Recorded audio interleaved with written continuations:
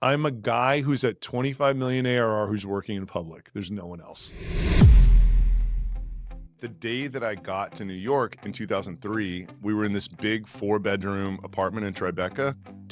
It was me, my buddy who's working at Goldman Sachs, and these two guys who were starting a website. I remember walking in this bedroom and looking at this, and it was a baby blue homepage that said Vimeo at the top of it. I got deeply moved by this idea of wanting to become an entrepreneur, having no idea how you're supposed to do that. What was the problem that you guys found to solve an email? Everyone's trying to grow their list, right? What if you could get emails of people that didn't fill out a form? Shopify ecosystem, it's now ubiquitous thanks to us. Still seems kind of magical. I would solve a problem in email that has not been solved.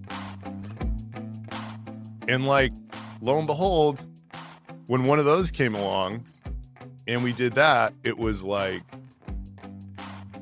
everything in my life changed. Yeah, literally at that moment.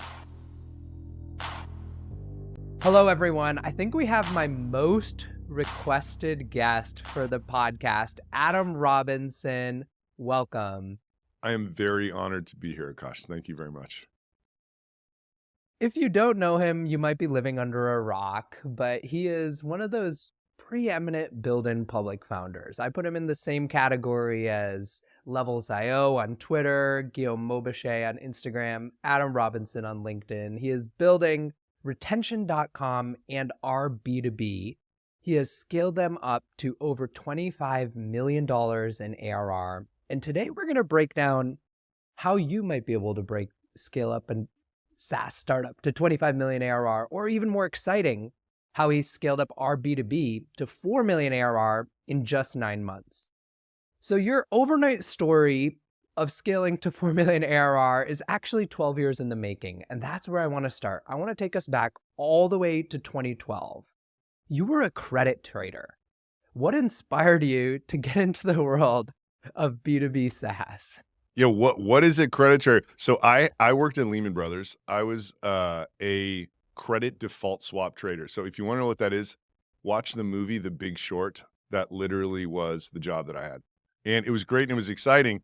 But the day that I got to New York in 2003, when I graduated college, we were in this big 4-bedroom apartment in Tribeca. It was me, my buddy who's working at Goldman Sachs, and these two guys who were starting a website, which this is 2003. That was not what most college grads were doing at the time. And the website they were starting, I remember walking in this bedroom and looking at this Dreamweaver, which they were working on, and it was a baby blue homepage that said Vimeo at the top of it. So they started this video sharing website, and I watched those guys go on this incredible journey that looked so cool. First they were working in this cool apartment that we had, and then they moved to this really dope building in Union Square, and all their employees were in their young 20s, and it just looked like they were having so much fun.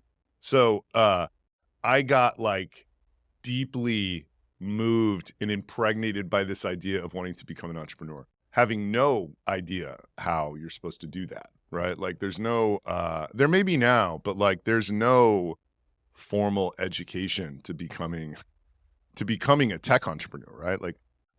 So the financial crisis happened. I stuck around for another year or two, but luckily I had that was a great job to have. I'd saved a substantial amount of money, enough to where I had many years to try to figure out what I wanted to do with my life after I quit trading. And I wanted to be an internet entrepreneur. One of my mentors was the skills that you developed over the last decade are not that valuable anymore. Because the credit default swap market, a lot it was getting regulated, it was shrinking, all that stuff. He's we're all going to be working till we're 90 or 95. So just figure out what you think the next 50 years of your life are going to be. And to me, there was one answer: internet. That is, it's what's going to be, and this is in 2012, like you said, what is the next 50 years? It's there's absolutely no question. It will be the digitization of everything, in my opinion. This episode is brought to you by Adio, the next generation CRM. Imagine a world where your CRM is powerful, easily configured, and actually intuitive. Adio makes that a reality. As I've profiled in the Product Growth newsletter, setting up ADIO takes less than a minute, and within seconds of syncing your email and calendar, you'll see your relationships in one place, enriched with valuable data including things like relationship strength. ADIO lets you build Zapier-style automations, create powerful reports, and works for any go-to-market motion, from PLG to sales-led. ADIO is designed for the next era of companies like yours.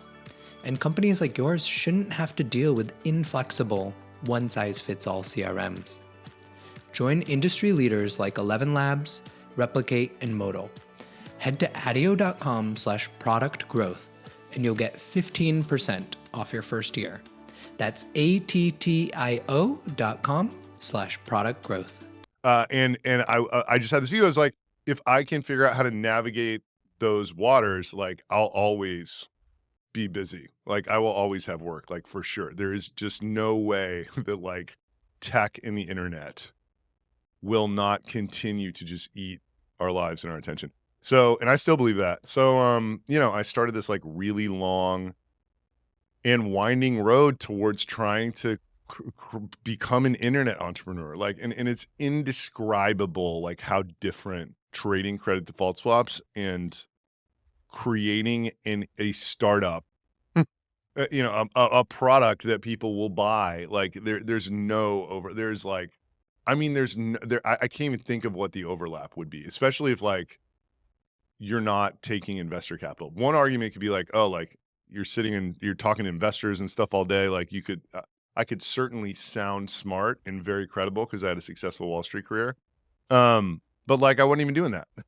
It was like trying to bootstrap something. I was reading all these books like Tim Ferriss for our work week and 37 Signals rework and like this is another thing that like it's hard to imagine being in that time. Like there was not remote work in 2012. That wasn't a thing. That was like a much later movement. I knew of some people who did it pre-COVID, but like the idea of the digital nomad was like just coming to be in like 2015, 16, stuff like that. Like I remember I got to work at 6 a.m. every day in the freezing ass cold in the middle of the winter with like a coat and tie on, and like the idea of like living at a ski mountain and like having a tiny SaaS company, like these like, 37 Signals guys just like extolled the virtues of, like that was the dream for me. So that's what I was trying to do. I was trying to like create a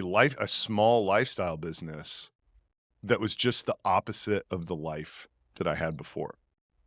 And that's where it started. And it happened to be, I tried a bunch of different stuff and the only thing that worked was this email newsletter app, which was like MailChimp, but like the way we got customers was kind of like the pioneer of the space was called Constant Contact.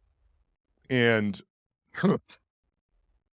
pre-built with Datanyze, nobody had really figured out this web scraper thing.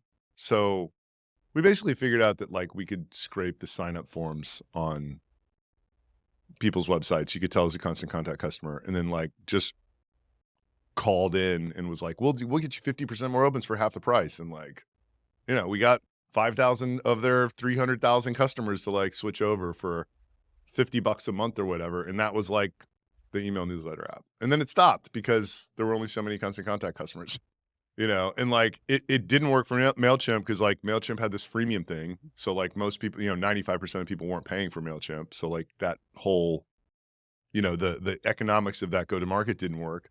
And then there were no other big email companies at the time. So it was this like double-edged sword of, if you were to ask me what the failures were in hindsight of that effort or like what I would have done differently. I don't think I would have gone into the very small business email newsletter market just because like, I don't know, man, maybe I'm like blinded by reading Jason Lemkin blogs, but like it's so hard to pay salaries on like a $30 a month SaaS, like you just have to have, and it's this horrible double-edged, not double-edged sword. It's like bad because that's hard. It's also bad because they're the highest churn users, and and a lot of times they're harder to sell than someone who's like $3,000 a month or whatever. So, but you know, I guess a good experience to go through that. So, like, I probably wouldn't have started there, and I definitely would have niched down much harder.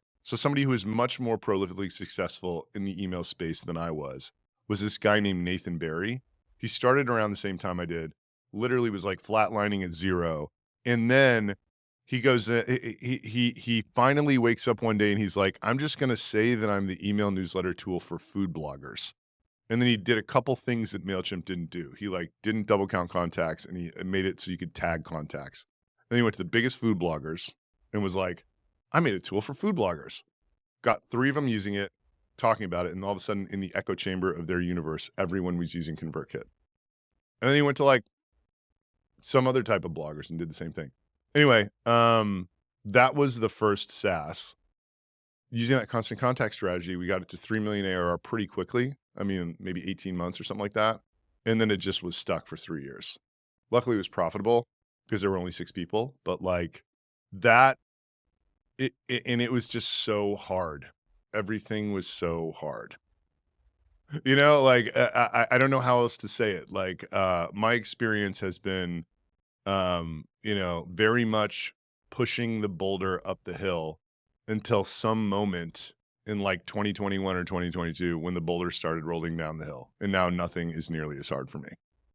So let's break down that initial GTM motion. You were scraping web forms to figure out they're a constant contact customer.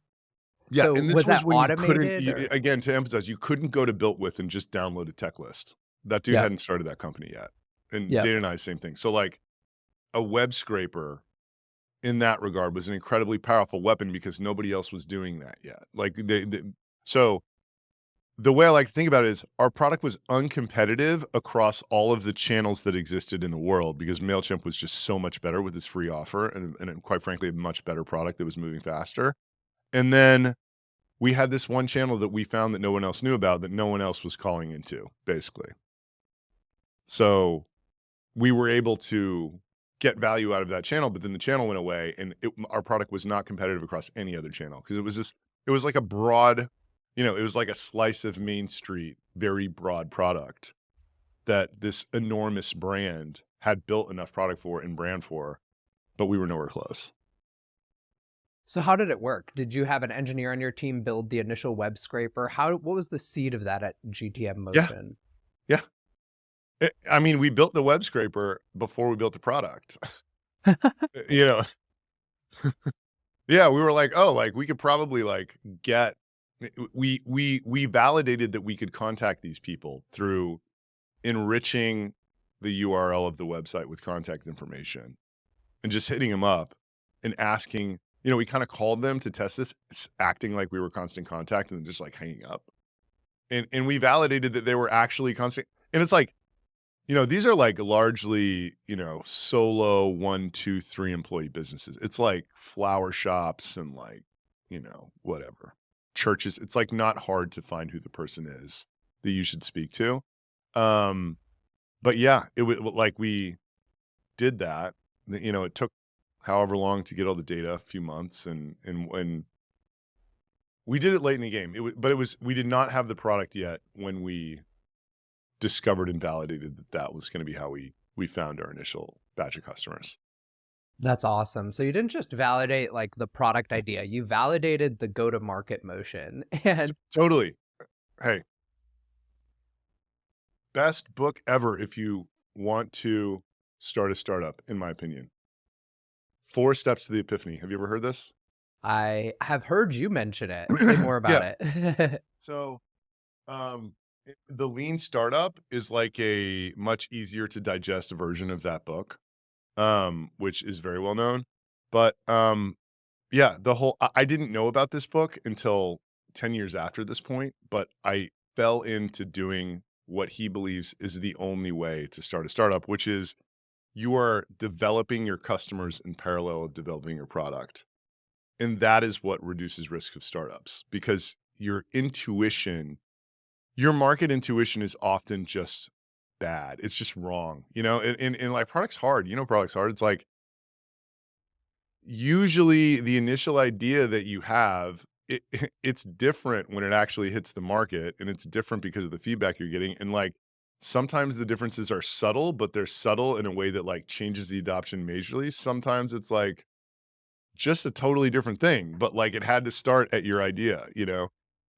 So the way it's just so risky to sit in a hole and build a product and then go launch it and see if anyone buys. Whereas, like, you can if you can get it's like it's almost a sure thing if you have people willing to pay you for something that doesn't exist yet.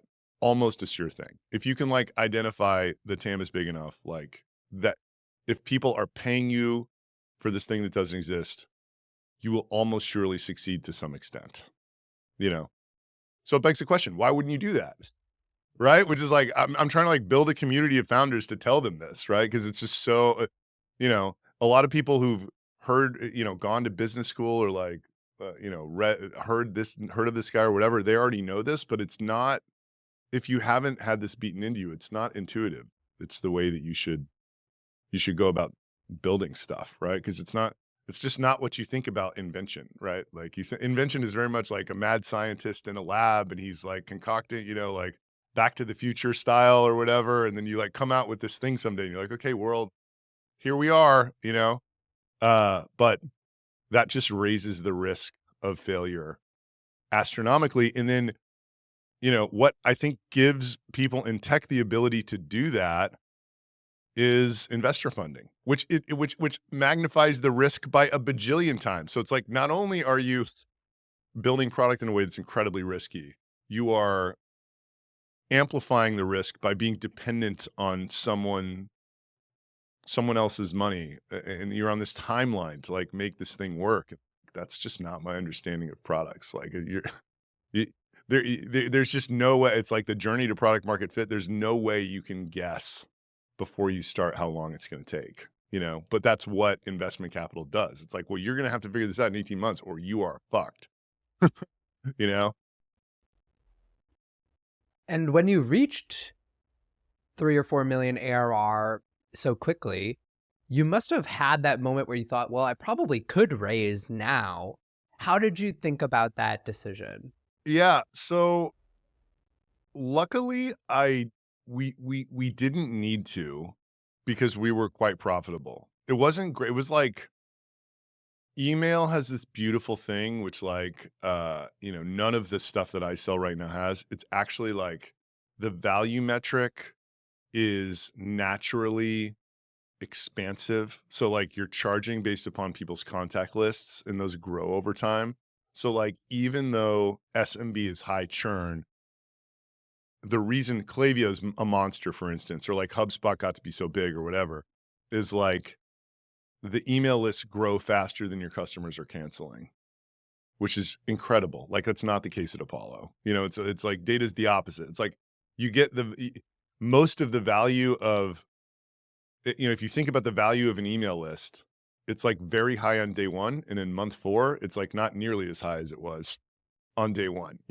So, but the nature of the space is nice, is quite nice for these email tools. So you can kind of get in a position, even if you're not growing your customer base, to where your business revenue is floating just because of that dynamic, you know?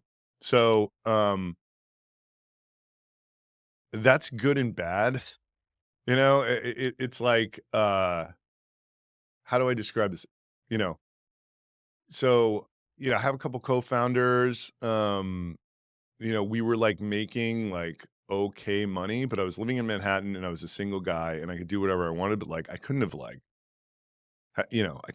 supported I couldn't have supported my 2 kids and dog and wife and, cars and stuff like that, at that time. So it was not a great position to be in, especially stuck that long for, like, years. So, what happened was, like, I thought that we had another way to find their customers, constant contacts, and it was a much larger list, but it was lower quality, and then it just didn't work.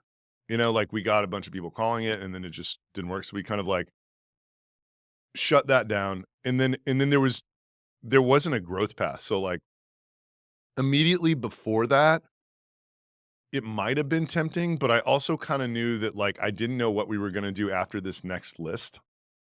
So it was either like we were stuck there, or we were going to be stuck at like 5 or 6, and I was going to have to figure something out. So like I was afraid for that reason. Like I didn't see like 100 million ARR, Apollo style path in front of me, So it wasn't even, and I was still quite infected by this Tim Ferriss, Jason Fried, lifestyle business thing. I was, a few years prior to all this happening, I was like the corporate slave, and I wanted to like live the opposite values and life, quite frankly. And by the way, I did like during this stuck period.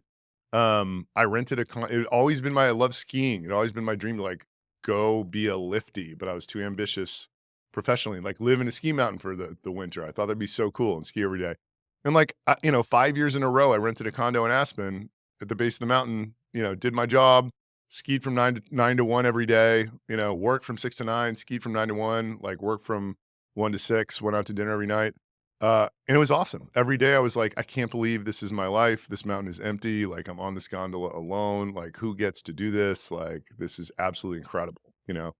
Um, but at the same time, I'm like, I got to figure something else out because like this is not, this is not going to do it in the long term for me. So that was kind of like that situation for 3 years. I was in that very stuck place.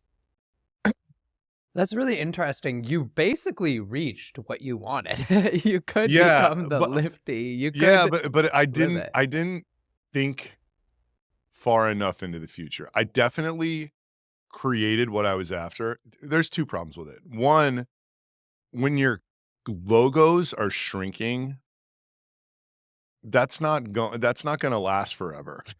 It's like, I don't know how long this is gonna last, but, like, it's not forever, right? So, like, it's just a weird thing to be, like, sitting on something in life that's supporting you that you don't feel like it might go away in 3 years or something like that, right? Like, so that was one problem.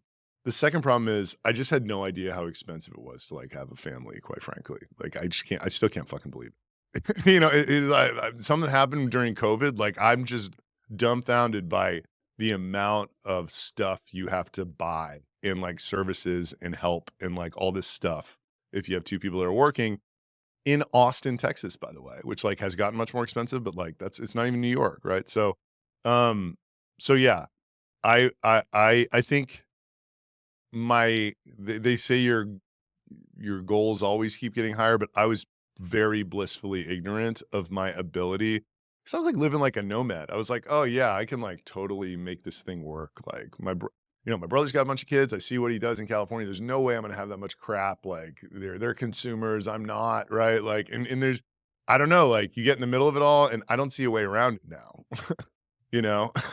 So that was like another I like, you know, but also I was, like, so far away from having kids at the time. I was, like, in my early 30s. It was nowhere in sight. Like, I didn't even know I wanted a family. I kinda thought that I did, but, like, I didn't know. Um, but yeah, that's the biggest issue. Those 2 things. Like, I always felt like it was gonna go away, and I had no idea how much my life would actually cost 10 years in the future, you know? I think that's the insight there. Even if you build a $3 to $4 million ARR business, if you have some co-founders, you have some employees, it's not all of a sudden a path to immense wealth. Yeah. Those things are critically important. If you're at 5 million ARR and you're the sole founder and you're running it in a certain way and you can sort of, have a 20% margin on it and it's a nice business, it's growing very slowly. I think that's great, but that wasn't the situation I was in, right? Like it was like, a couple co-founders, less top line, you know. Yeah,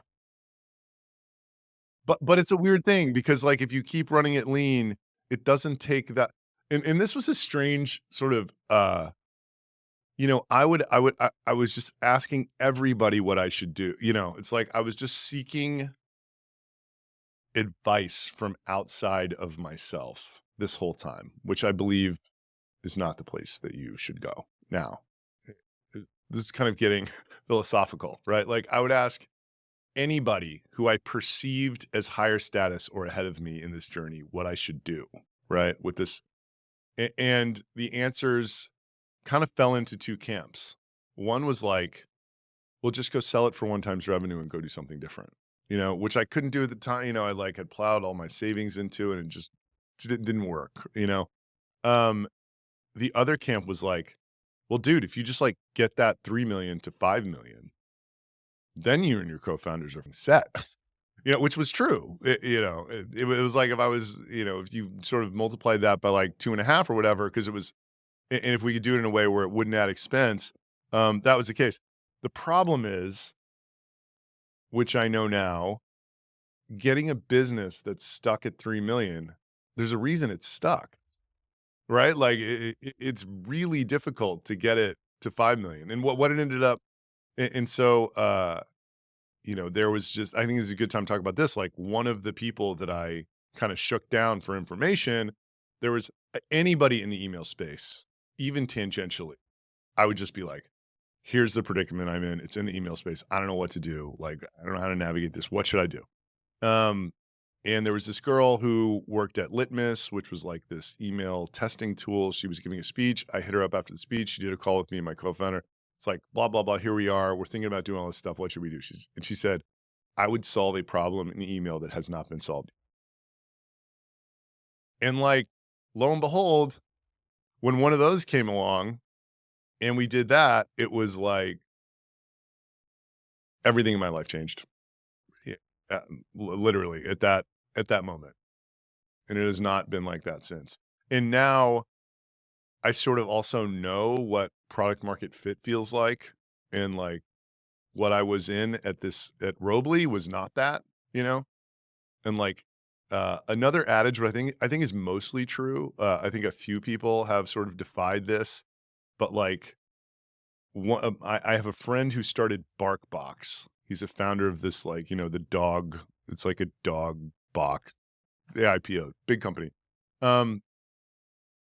So like he's got a kind of accelerator portfolio also. And he's like, the businesses that start out hard, stay hard, meaning just like every single thing you do just feels like you're pushing the stone up the hill. He's like, the businesses that start off super easy, like everything just works, they tend to stay that way. So Apollo defied that, actually, with my understanding of Apollo's history. They went like stuck in the mud for 5 years and then sort of did this like wild PLG freemium thing and then exploded. But I would argue that's almost like completely starting a different business. I mean, that is very different. That is a radical disruption of the data space, That it's like if you looked at like the day they did that and the day before they did that, like that's not the same company, So yeah, those are my thoughts there. Yeah, they found a problem that hadn't been solved yet, which is like, how do you onboard really small sales teams and founders into kind of this modern sales data economy through PLG? Totally. In a world where data costs $10,000 at minimum, right? And what was the problem that you guys found to solve in email? So everyone's trying to grow their list, right? Like that's like number one issue. What if you could get emails of people that didn't fill out a form but hit your website? Mind-blowing concept in 2019. Still seems kind of magical. But we in the Shopify ecosystem, it's now ubiquitous thanks to us. And it is the backbone of sort of what RB2B is. So before we get to our B2B and we finish off the Robley story, what happened at the end of Robley? You sold it to private equity? Yeah, we actually sold to one of our customers who was doing a PE-backed roll-up in the email space. Yeah, we sold for $10 million. It's good, So that was like 2.5 or something times revenue. So a lot more than that 1x times revenue you were thinking. Yeah. Well, I was being told to consider.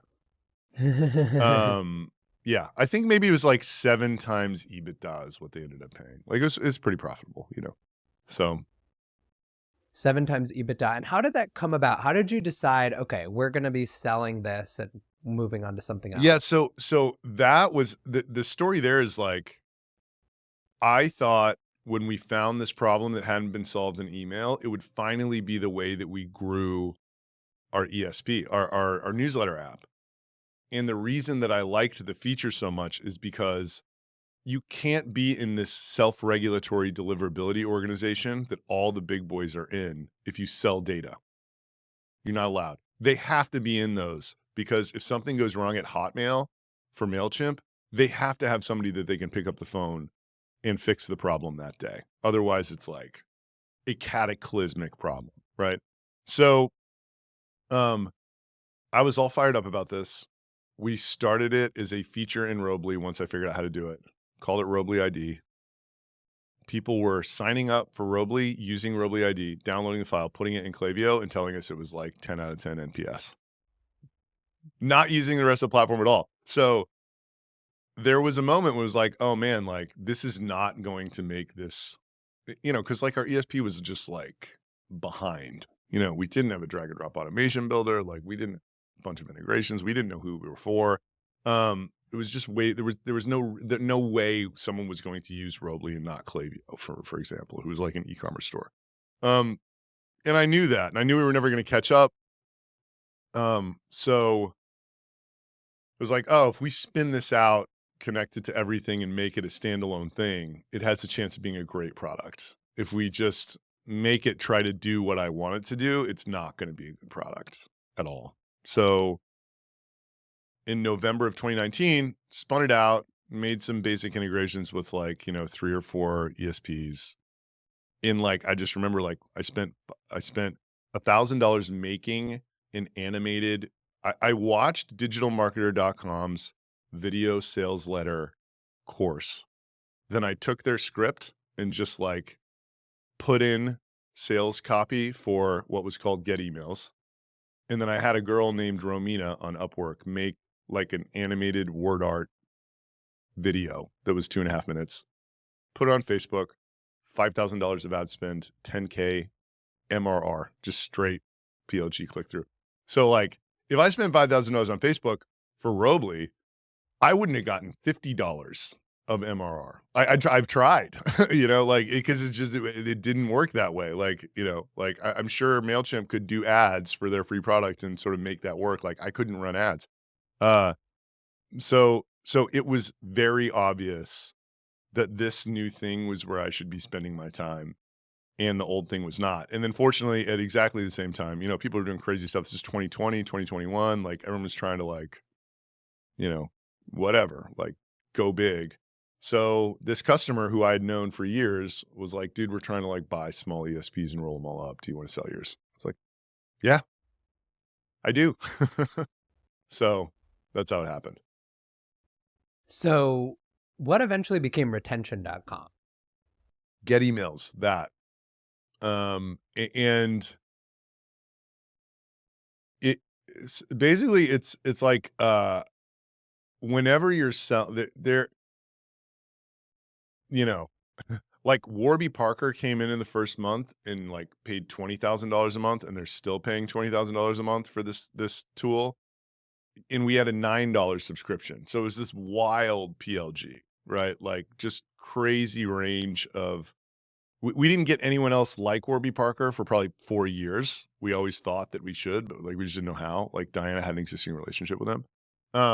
But initially we didn't know that like ecom was the best user of this. And there's a lot of reasons why like a big ecom store can make this list growth tech work. 3.5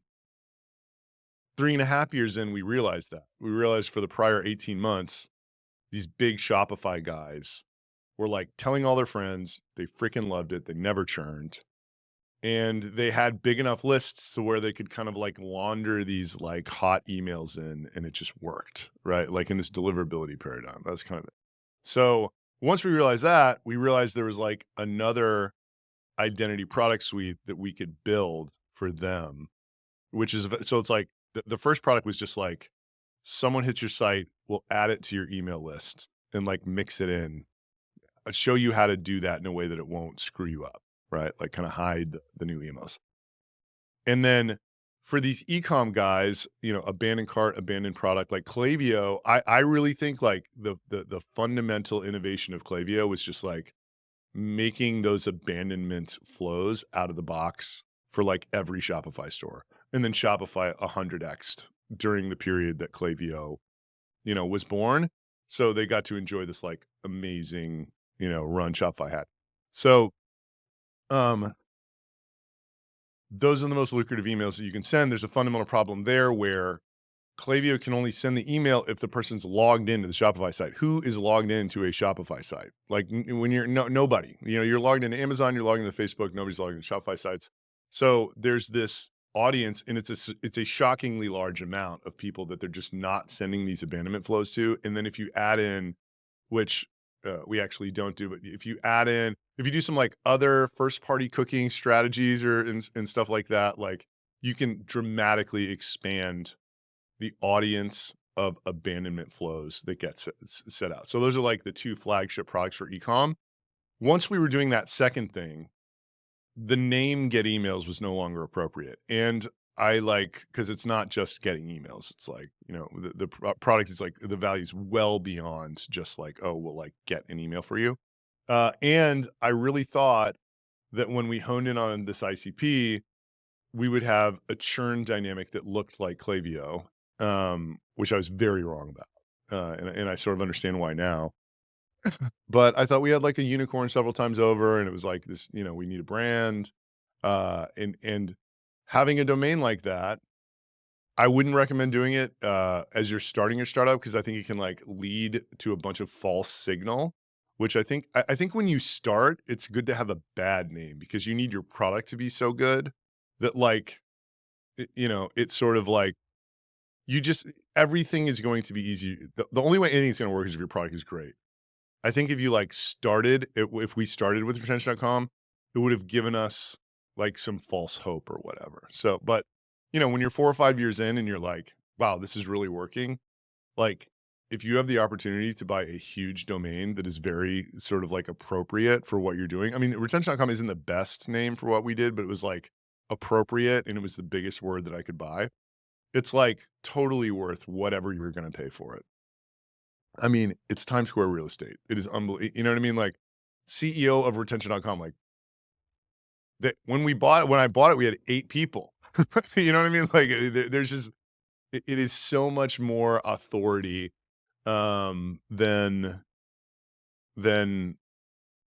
price tag, which is weird because these big domains are very expensive. So just one quick domain story. So there's also in the ecom space, this roll up called cart.com. And I met the CEO 2 weeks ago. Cart.com is a great domain. He came from private equity and he like saw this opportunity where he's like, all ecom is going to be omnichannel. It will be D2C and Amazon. And to do those two things right now from a third party logistics and software standpoint is a disaster. So he bought, on day one, he raised $120 million, bought 8 companies, glued them together, and then spent $5 million calling it cart.com. Yeah, like that purchase for what they're doing and how big the vision is like incredible, right?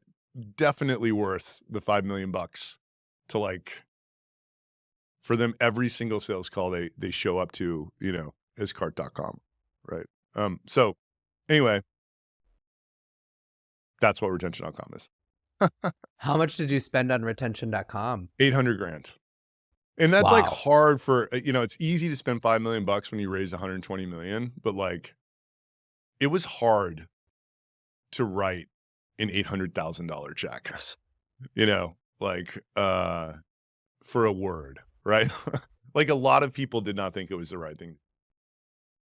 So were you in contact with the domain owner for years? How did you negotiate it? So I have a buddy who's a domainer, and he kind of like he's got a broker, and his broker negotiated.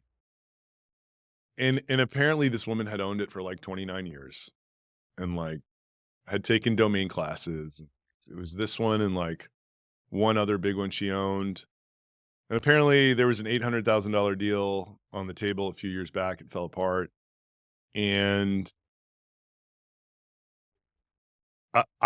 he called me really excited about like 400. It was like she'd agreed to 400, like 200 up front, 200 in 6 months or something like that. And then she slept on it. Was like, nope, 800. Yeah. And my buddy's like, well, what do you want to do? And I'm like, how would you think about it? He's like, well, what were you going to be happy with? I was like, I don't know. I'd like internalized 500. It's like, whatever. He's like, okay, view the 300 as a tax. Like, is it worth, he's like, we can probably get it in 2 years for 500 if you just sit there and wear her down. Right. But like, is it worth the 300? You know, would you lease it for 20 grand a month for 5 years or whatever? I'm like, yeah, no question. He's like, okay, think about it that way. You know, because we had the cash at the time too. So, but yeah, it was hard. It was not easy for a bootstrap company to buy a domain like that. Got it. So the company was profitable and you just used some of the company's assets to buy it. Okay. Yeah. I mean, we had, you know, it was like a couple months of cash generated. Got basically. it. Yeah. And in hindsight, you would do it again? Oh man. Any day. In that situation, any day. But like we really had some exceptional, like this product at the end of 2022, we got a bunch of stuff wrong, but like it seemed like it was working for everybody at the top of the Shopify ecosystem. There were no competitors and our penetration was very low. And there's like this network of affiliates in that Shopify world who know all of the brands. And I could show them how through an introduction, we'd pay 20% of the deal for an intro. And we were closing like 80% of the people that showed up on a 30K deal in 7 days. That was all. We were overselling people. That was like wrong. But like that is very highly motivating to like someone in their 20s who's got this D2C business that they're planning all their cash into. You know, it's like, dude, like you can make like 5K, you know, for just sending me like 2 people, you know, and you know 100 of them. So like there was this ferocity of inbound that was accelerated dramatically by the name. You know, like it would not have been like get emails, like it just, you know what I mean? It's just different. Like you hear retention.com, you're like, what's that? You know?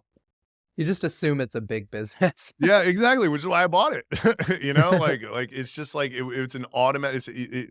With the way our brains work, it's like that is exactly right. You assume that it is a big business just by hearing. So say more about this GTM motion, because we talked a little bit about finding constant contact customers for Robly. For this one, you said you pay 20% upfront for an introduction. Say a little more about that. Not up front. We pay 20% of the cash as we got it. So it's just like an affiliate. But the deal was sales led and the deal sizes were, you know, now I think in that ecosystem, there may be like 20K deals, but still that's pretty good.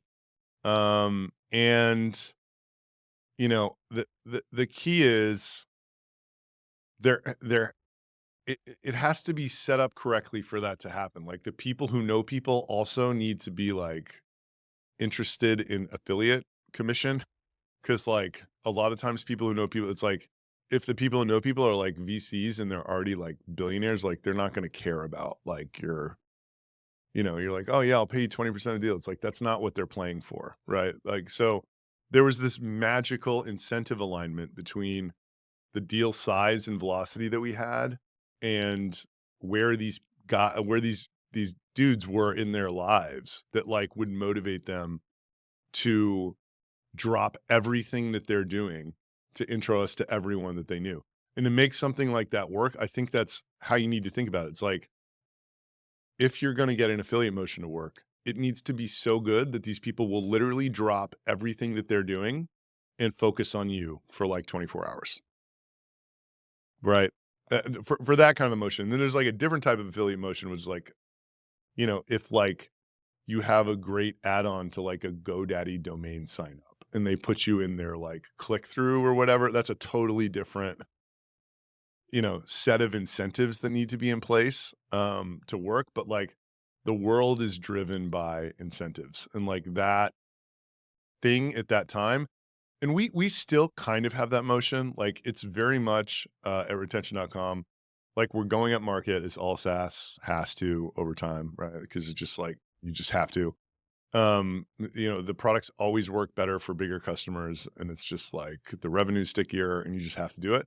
But it is still largely a, in-person, real world, get like, CMO of Foot Locker to a Taylor Swift box to like meet our co-founder and then like start a 9-month sales process. Like that is what we do to get customers now. Um, so yeah, uh, it's kind of a moat. It's hard. It's very different than creating a freemium PLG with an AI that like anybody can sign up to. I think there's definitely like institutional knowledge to like be sophisticated. I don't think it's impossible to do. It's just much harder than um early stage PLG, but at the point Apollo is like there's a lot that goes into that is incredibly difficult, I think. And they're doing a lot of this, sales stuff too. But yeah. So, in terms of the growth story to 25 million, it sounds like this affiliate motion was really important. It sounds like breaking through with Warby Parker and eventually all of the top Shopify stores was really important. Were there any other key milestones along the way to getting to 25 million ARR? Yeah. So like I would say like 0 to 3, we were just like letting anyone sign up and use it. And then during that period, some of the e-com guys were signing up and using it and loving it, and we didn't really know yet, but the churn was just like vicious. Like that business got stuck at 3 for 9 months also, which was kind of devastating. It was like 9 months, 0 to 3, and then at month 18, we were still at 3. And I'm like, am I just like a 3 million ARR guy? Like, yeah, I really thought that. And I was very bummed. I was just like, I'm over this. The churn's terrible. I need to go do something else. What else can I like find um that's sort of, you know, yeah, I was looking to create a portfolio of 3 million ARR SaaS companies. So anyway, um in at month 18, Diana started kind of more heavily prospecting ecom people.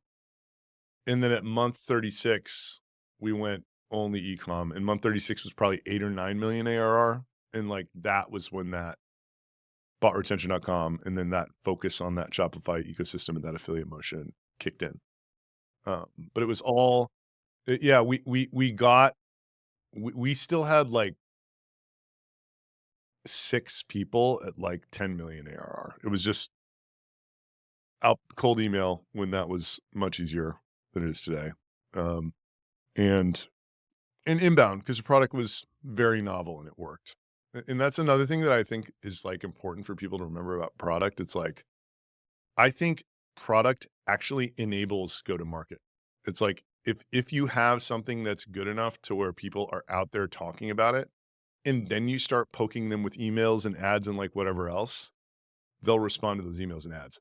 If they're not hearing about it in their life and you're poking them with emails and ads, it's just going to be, it doesn't matter how many emails or ads you're going to send to them. If they're not hearing about it in their world, they're not going to respond to them, you know? That's what I found as well. And it can be interesting. Like, you don't always need to follow exactly the playbook I think you followed, where people are just hearing about your product. They could also be hearing about your founder or your company. Like, I think a lot of companies, they often use like their fundraisers as a way for people to hear about them. Yeah. Yes. but I think that dies. It's like word of mouth is like the only, it's like with man. It's like if you don't have word of mouth and that fundraising announcement hits, then I think you get like a pop.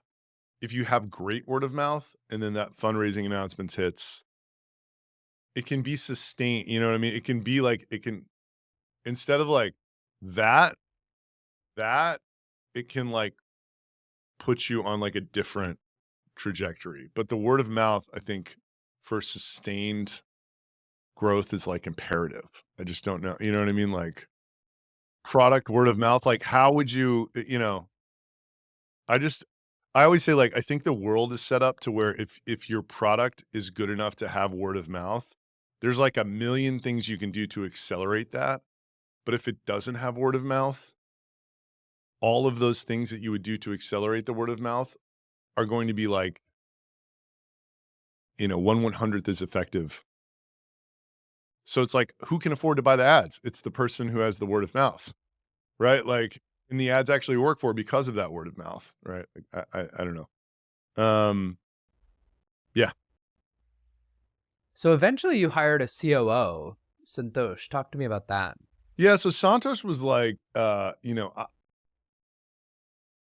going back to the end of 2022, I'd never run a company with more than like 10 people, and I didn't have confidence in my ability to like make. I didn't think, and Diana really had not been part of like an organization where that was functional. Neither had Tate, my other co. So like, we,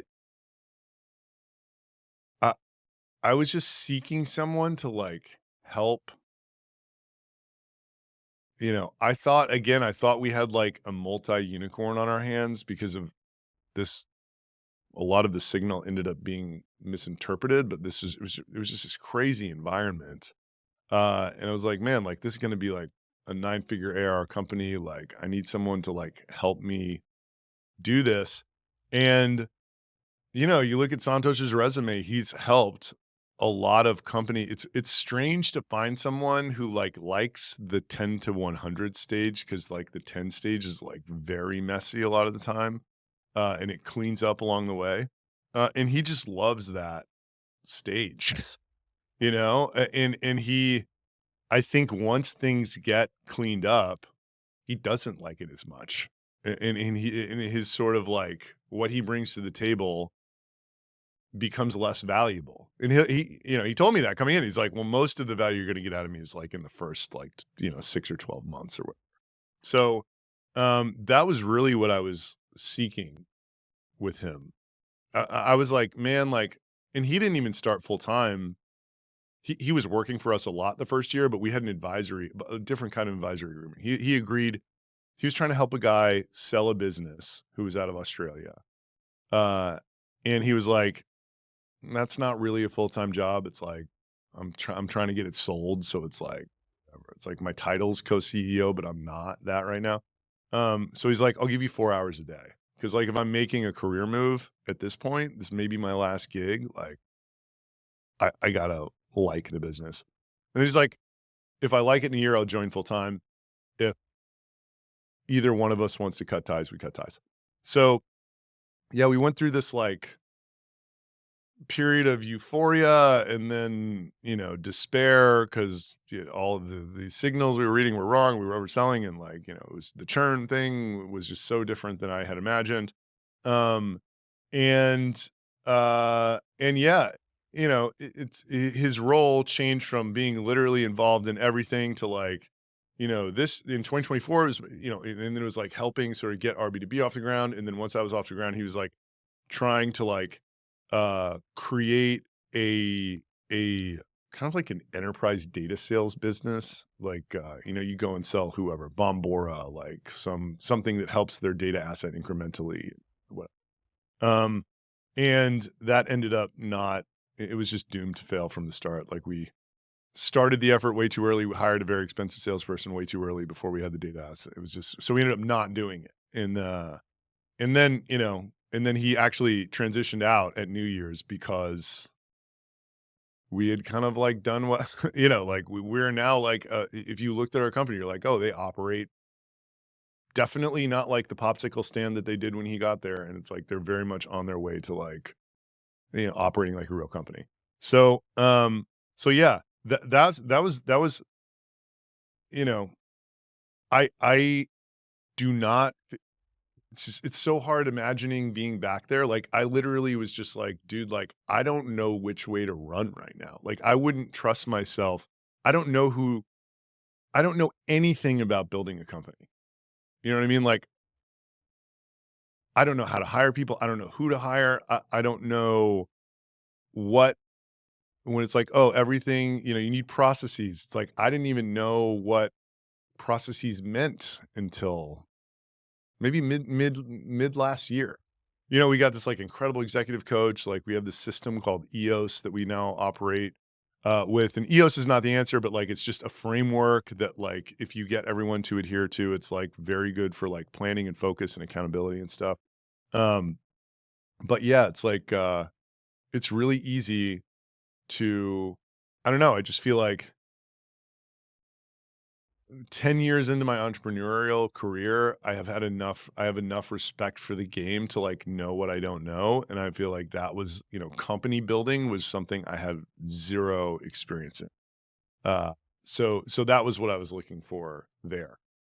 Um, yeah, and he went, he we did it. Like, I mean, he gave everybody the confidence and direction and, like, it was fantastic.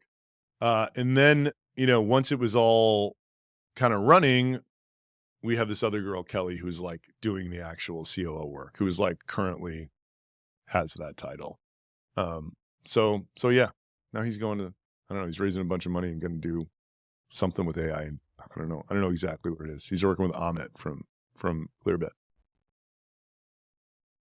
So at some point, retention.com, it grew from 9 to 25 million ARR, pretty awesome growth, but then it hit a plateau and slight decline recently. What happened? The short story is that uh it is a with who our main customer is and what the core product is, it is a high churn product category with a high churn buyer persona.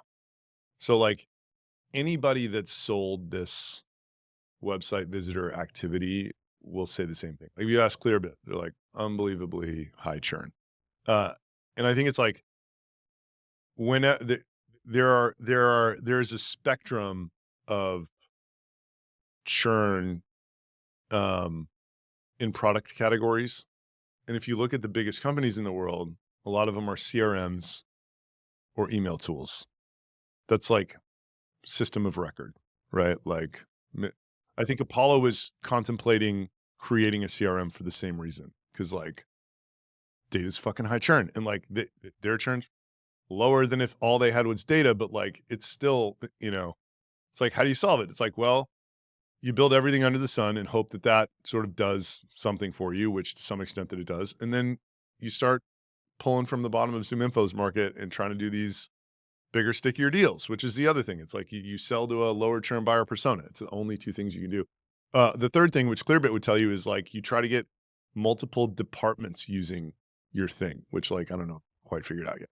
But that's the one thing that they saw. They're like, when we got the marketer and somebody in HR and somebody in sales using it, then all of a sudden the churn went way down. But this was not something that I realized, uh, in 2022. So, it's when you sell leads and intent data as a SaaS to small businesses, that will be a high churn product. Why? It's like, well, if you think about, like, the reasons that you would cancel a source of leads, there's just a lot of them. These leads don't work.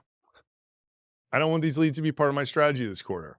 You know, if you pull the leads out of the business, the only thing different about the business is they don't have those leads, right? There's other sort of replacement sources of leads or whatever. Um, whereas, like, email is like 20, 30, 40% of these e-com stores revenue. Like, there's the only reason that you would pull Klaviyo out is to use a competitor to Klaviyo. That's it, right? Same thing with the CRM. Like your salespeople need to organize that customer data. Um, so so w- that was like the thing that I think I got the most strong, just like not realizing that when we honed in on this Shopify market, our metrics were not going to look like Klaviyo's. And it was also kind of like easier to build this suite of products than I thought it was.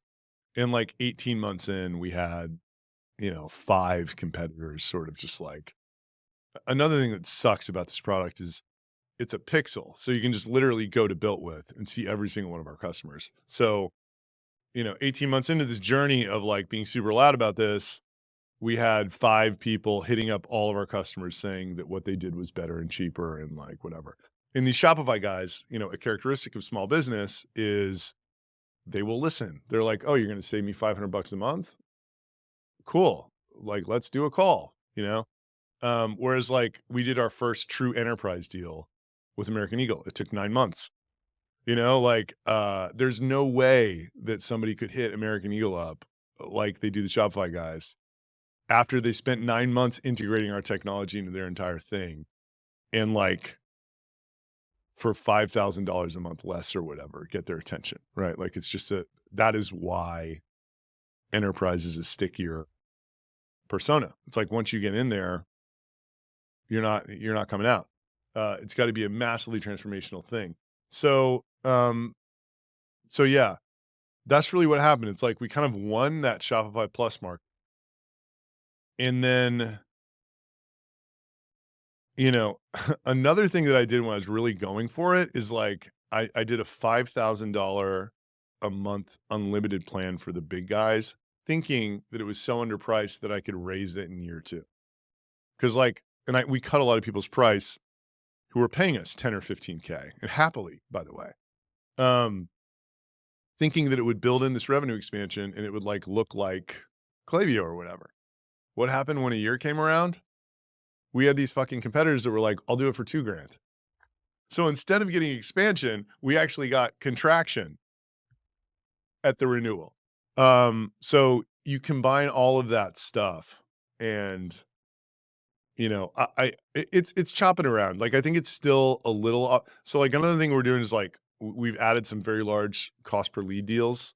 So like the monthly recurring revenue maybe like a few percent off of its peak, but I think the actual revenue of business month the monthly reoccurring revenue is actually higher than it was like in, year in 2023. But it's not a rocket ship, right? It's not like on it, a straight line to 100 million. The goal for this year is just to like replace it's to go up in quality with the revenue. It's to try to just like only do mid-market and enterprise deals.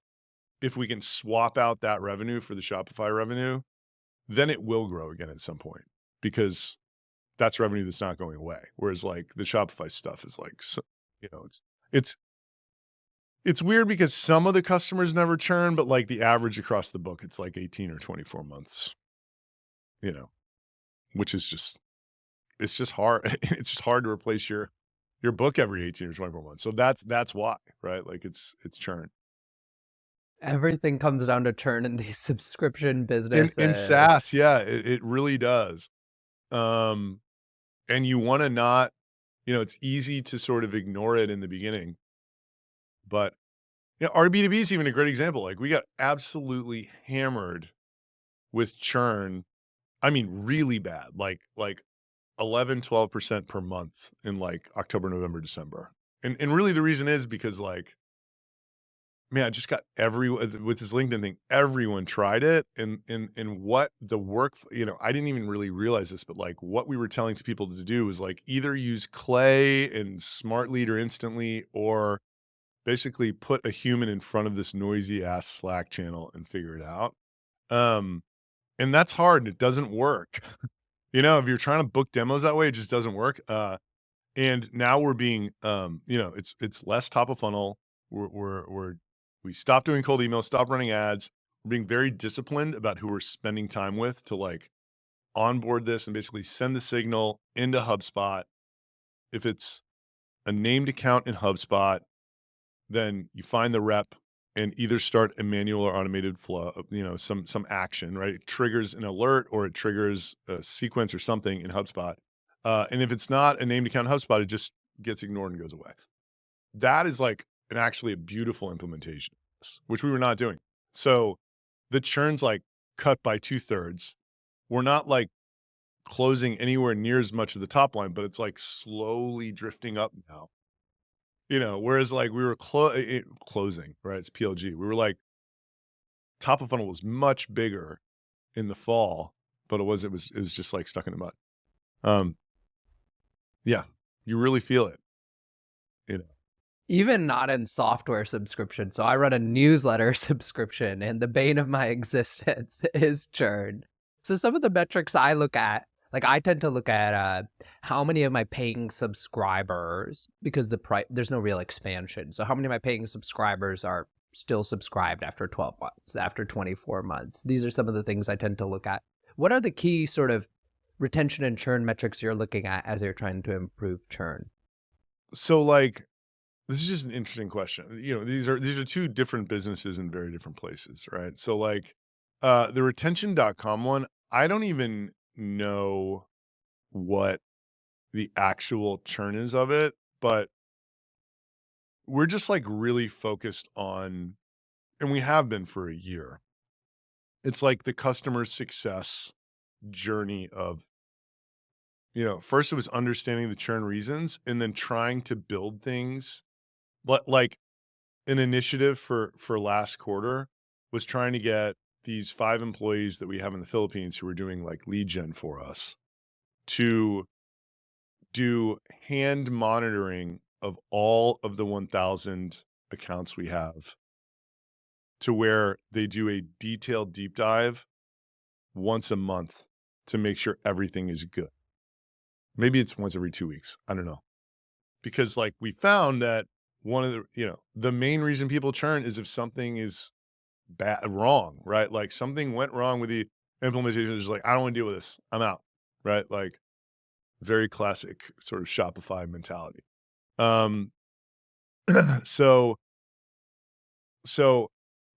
in that business, we monitor like last 30 days churn, but like we're most focused on creating systems that will get us farther and farther ahead of the actual churn coming, and it's in a relatively stable place right now. And then, there's no real revenue. The only revenue expansion we get is like right sizing after because people do like smaller trials, and then they'll like sign, and we call it like expansion, but like it's really just like, I'm gonna do this on a small segment of whatever, and then if this works, then we're gonna go bigger. So we got yeah, we got so that's what we're doing there. And then at RB2B, I have a public metrics dashboard, and I just look at that, which is misleading in some ways, but they just calculate churn as like, what was your customer base 30 days ago, and then how many logos and how much revenue dropped over the last 30 days. Okay, so monthly churn is the main metric you're looking at on an ongoing basis. Yeah, and I think if I had a business that had some revenue expansion, some real revenue expansion, like I would kind of look at it differently. And if it were much lower, if it were like a typical growth equity business, which is like a 90% plus gross retention, gross logo retention situation, I think I would look at those metrics a lot more. But like, this is so bad that like the first step is just like getting the monthly as low as I can get it, So yeah. Trust isn't just earned, it's demanded. Whether you're a startup founder navigating your first audit or a seasoned professional scaling your GRC program, proving your commitment to security has never been more critical or more complex. That's where Vanta comes in. Businesses use Vanta to establish trust by automating compliance needs across over 35 frameworks like SOC 2 and ISO 27001. Centralized security workflows, complete questionnaires up to 5 times faster, and proactively manage vendor risk. Vanta can help you start or scale your security program by connecting you with auditors and experts to conduct your audit and set up your security program quickly. Plus, with automation and AI throughout the platform, Vanta gives you time back, so you can focus on building your company. Join over 9,000 global companies like Atlassian, Quora, and Factory who use Vanta to manage risk and prove security in real time. For a limited time, my listeners get $1,000 off Vanta at vanta.com/Aakash. That's vanta.com/AAKASH for $1,000 off. So before we dive deeper into RB2B, I still want to stick with retention for a little bit. You guys had a layoff this year. Talk to me about that. So like, look, everything that hopefully that I described makes this story make sense. So like, I thought in 2022, at the end of 2022, that it was a foregone conclusion that retention.com was going to be 100 million ARR plus. It just, everything seemed like that was the way that it was going. So we built a team that could handle that. And by the way, like, I think your team size in SaaS is kind of less about the total revenue you have and more about the throughput of deals that's going through the business, right? Like, if you are selling and servicing volume, then you need humans to do that. So in early 2023, the number of deals going through was like 5 times the number of deals by the end of, by the middle of 2024. Even though our revenue was double, the number, the amount of activity, because like our product's decent. It's like there's not really a lot of support to it. It's kind of set it and forget, right? But setting it takes a lot of effort. And there was, it's just like, you know, internalizing that this was not going to be a unicorn thing and that we should actually probably just run it for profitability since we're bootstrapped and had that option. And then being like, okay, well, we have a team that's meant to close and onboard 4 times the number of deals than we're currently closing and onboard. That dynamic is not going to change. Even if we figure out how to sell upmarket deals, it's actually fewer deals, even though they probably are a little bit more work than the Shopify deals, but like, you know, who knows? So anyway, it was like that at the time, the DTC business was like already, it was at a run rate, 8 million free cash or something like that annually. Right. So, but it was like, you know, our executive team looked around. It's like, we really think we can do the same amount with, I mean, I think that team was 50 and we like made it 25. No, it was 50 and we made it 30. So they're like, I think we can do the same amount with like, you know, 40% less staff. And then we did it. And then a bunch of people on the team were like, no way. Like, this is going to like, whatever. It's going to be, so what do you mean you don't think we can, you don't think we need him? And, you know, it's kind of like, no. And it was very much like this is what I said. You know, it's not like you as an organization, you get to choose what you do, right? And with these extra people, we were doing things that we just didn't think were moving the needle. So like, I was like, I want us to be doing far less activity as an organization than we are right now, but only activity that matters, right? So like, if we cut our staff by 40%, that doesn't mean like everyone has double workload. You should probably actually be doing less after this cut than before, right? Like, and just gave a bunch of examples of things that we were just going to stop doing, right? Like, so yeah, it was like an efficiency thing, and it was going from kind of like set up to really go for it. Really, when it comes down to, it's just like the throughput of our organization was under a half of what it was 12 months prior, even though the revenue was doubled. and we still had the same team size, which, you know, you post about on LinkedIn because I do, because this is my brand. And people are like, well, if you had 8 million in profit, like, why didn't you just like keep them around and try to build other stuff? It's like, that's not my view of a good work environment. You know, like I'm telling you, like, I know because of our employee survey feedback, like everyone is much happier with, it's like, you want to be, as a startup, I think you want to be the smallest possible version of what you can be at that time, right? Like, we can't be 8 people anymore, but like that business can run at 30. It might be able to run a couple employees less than 30, but like not very many.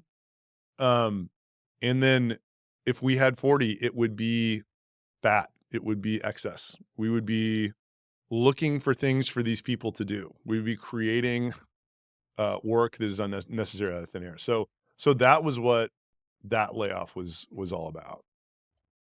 You know, What's the new structure of the 30-person team? How does it break down by teams? It sounds like you got rid of sales and customer onboarding based on talking about throughput.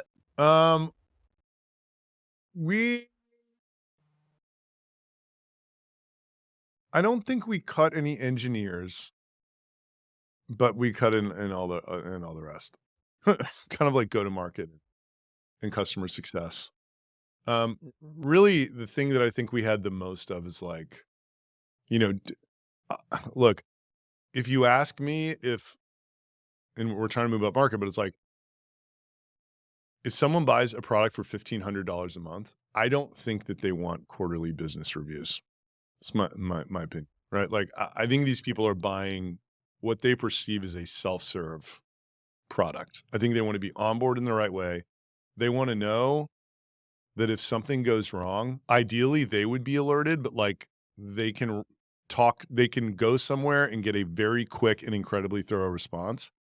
I don't think they value a relationship with the vendor at $1,500 a month. Personal opinion.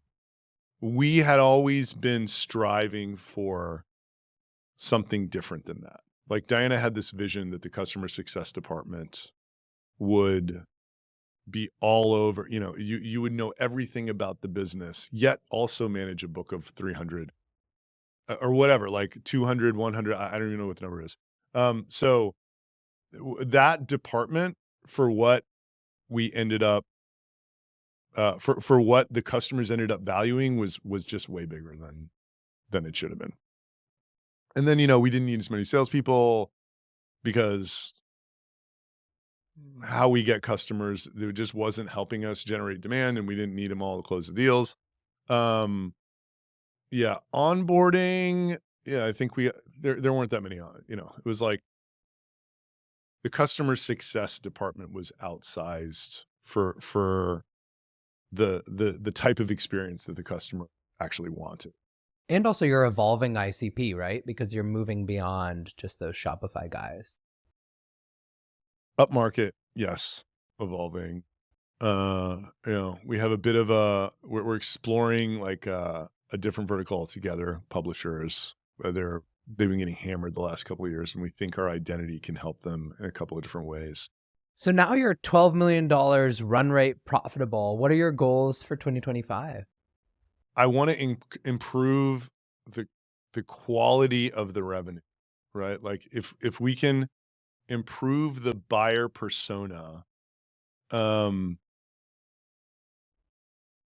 eventually the composition switches from people who buy like small business to people who buy like mid-market and enterprise, that will lead to growth in the future. So the priority is increase revenue quality this year. I don't even really care if we grow, you know. But we have these kind of 4 different product lines. It's like, we have the e-com space. Like I mentioned, we're like exploring something in the publisher space that we have literally no idea whether it's like a thing or not. And then we have RB2B, which I think has a lot of potential if you consider the workflows that we were selling last year versus the workflows that I'm sort of explaining to you now. And then I'm also trying to, monetize a community like my personal brand under this whole umbrella, because the LinkedIn content really resonates the most with someone who is not the ideal customer profile for RB2B. It like resonates the most with an early stage founder, like kind of a 0 to 1 guy. And like, they're not going to be like closing deals from their site visitors. That's not who you know what I mean? So, our head of growth actually switched off RB2B to just try to like grow this community. And yeah, we're trying to like see if we can like charge $1,000 or $2,000 for like a combination of courses, and then just like help it. The most common mistake that we see in almost everybody is it's really easy to go watch. If you're like, what do I do to market my SaaS company? You go to like Lotka's thing, you go to my thing. It's like, oh, I'm doing cold emails and thought leadership ads and posting on LinkedIn and this, that, the other. And like, these people can't even describe clearly what they do and who they're for. You know what I mean? So like, there's like this very basic customer discovery loop that we can help people get into and stop wasting money on like Facebook ads and like wasting time trying to like figure out why your cold email is not converting or whatever. So that's the idea with the community. It's like, a group of founders who are all stuck and don't know why, and like helping them realize that the only way to get unstuck is to just get incredibly clear with your messaging and try to get in front of your prospects and say that, and then get them to use your product and give you feedback. Only way out, right? Like, there's no other way. So yeah, we got these 4 product lines, and like, probably quite unlike Apollo when you were there, it's not really clear that any of them will be explosive growth, but like, if we improve the quality of, I think this community thing could be a couple million, Another $3 million ARR business. yeah, for like you. the RB2B thing, like we're at 4, like, I don't know, like I think we could get it to 10 this year, maybe 6 or 7, right? And then the publisher thing either is nothing or it's like a few million. And then if the D2C business just stays flat and like we increase the quality of that revenue, then like you add all that together, if we go from like, whatever we are right now, 25, 26 to like 30 by the end of the year, like this will not require any additional bodies or marketing expense. If anything, I think we can like lean out our costs. So that's kind of my goal. It's just like keep stacking, stuff on top of this kind of cash gushing machine. And then just see what happens. See where we're at next year. So people are probably sufficiently excited about RB2B. We've talked a little bit about its product evolution and how it was born out, but I want to hear more deeply, like, what gave you the idea to spin this out of retention.com and create a new, basically, business? Santosh, literally. He was like, so he's a B2B data guy. It was kind of weird for him to like go work in this consumer data company. And from day one, he's just like, man, he's like, they got this reverse IP lookup, like no one's doing person level, everyone's going to want it. And we kind of made like this half-assed attempt at the end of 2022 to like give people a spreadsheet of personal emails. It just went nowhere, and we like took it off the site or whatever. And then we went through this period of like absolute euphoria, and then it's like, oh my God, we were all wrong about everything, like despair, really. In 2023, and it was like everything was a mess. It was horribly disorganized. Like, like we hired, like in February 2023, we went from having no VPs to having 8 VPs in one day. But right, and like no culture, you know what I mean? There wasn't like a culture. We didn't have this executive coach helping us with like systems and accountability and managing people. It was a mess. And finally, at the end of 2023, things were in a state where it felt like we could pursue something else. Like the ecom business was stable. it was easy to see a path where I did not have a big role in it. Like the sales team was good. I was posting a lot on LinkedIn, but like wasn't. So it was a combination of factors. One, Santosh was pushing hard for this.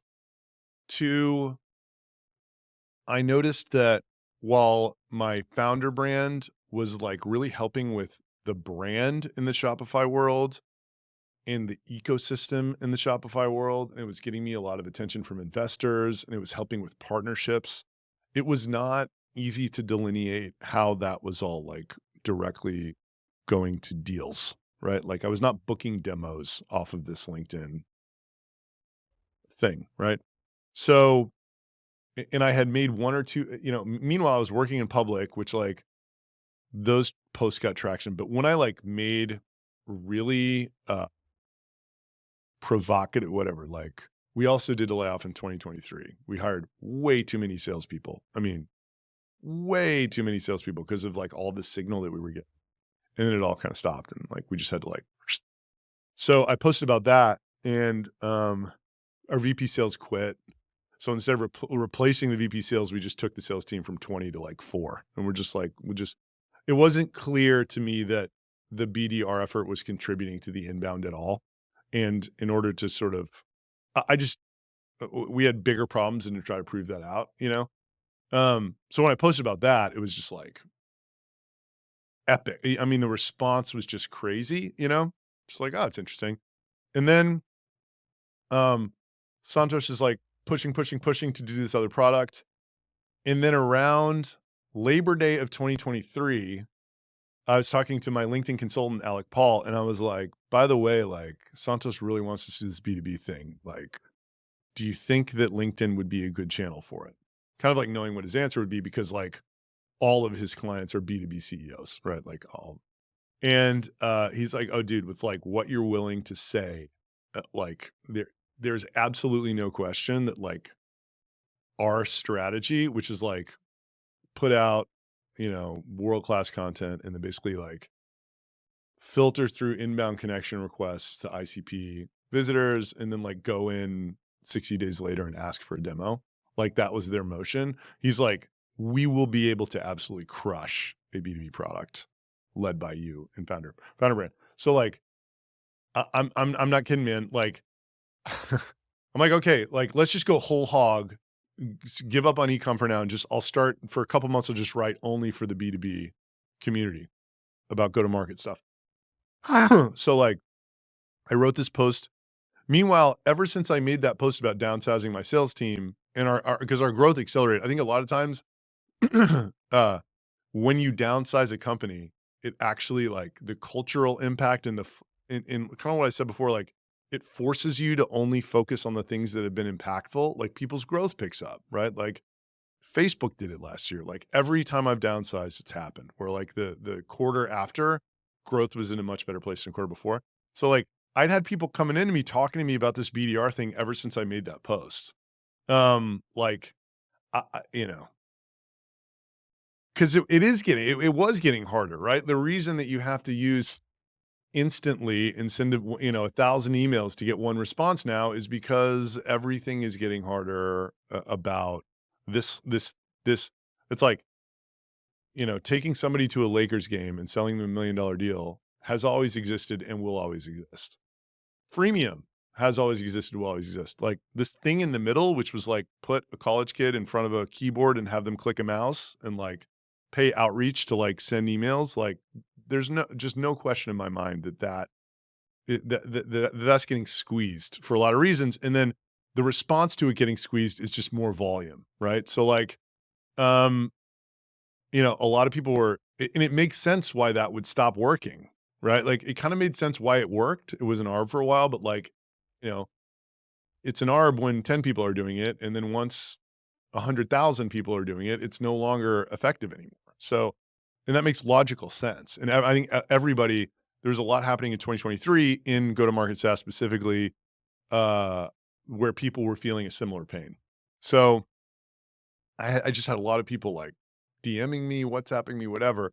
And I kind of made a post aggregating this pain of like the CEO trying to analyze their BDR organization and whether or not A, it was contributing at all, and B, whether they should keep them around. And I introduced some interesting concepts like, you know, I think that it used to be that a BDR would actually create demand through cold emailing, whereas right now they're probably just capturing demand from other marketing activity that you're doing, right? And like somebody happened to respond. So like, and what happened to us, which happened to a lot of inexperienced CEOs in 2023 who did not appreciate that you also needed to amplify the marketing support around growing your BDR team. It's like, oh, like I got one BDR booking 3 demos. If I hire 10 of them, they'll book 30, right? And then you put the 10 on the field and they book 3. And you're like, happen, right? And of course it's like, well, you needed to like also 10x all of the other activity that was on top of the growing that BDR org to make those people equally productive, right? So like I made this post that articulated all of this pain super clearly in a way that like was the words that people have been saying to me. And I mean, it got like 3,000 likes in like 24 hours. Like, it's just something crazy, that I don't even think is, yeah, I've seen a couple posts like that recently, but like, LinkedIn's changed a little bit in the last year. And I think that's, whatever, but it was like things that people were afraid to even admit to themselves. Right. So I was like, holy shit, this is fucking wild. Right. And I go back to Alec. I'm like, dude, like, I kind of think that I understand why this hit so hard, and like, it was like some of the stuff I just said, like, things that people are not even willing to admit to themselves, things you might say to your wife, like behind closed doors, but like you wouldn't even maybe bring up to like your sales leadership. Right. Like, but they're kind of standing there in plain sight at the same time. And it's like causing, investors pain. It's causing CEOs pain. It's causing everybody's pain. It's like this unresolved elephant in the room. Right. And then I sat down to write, I batch write posts. I sat down to write 3 posts before dinner one night with some friends.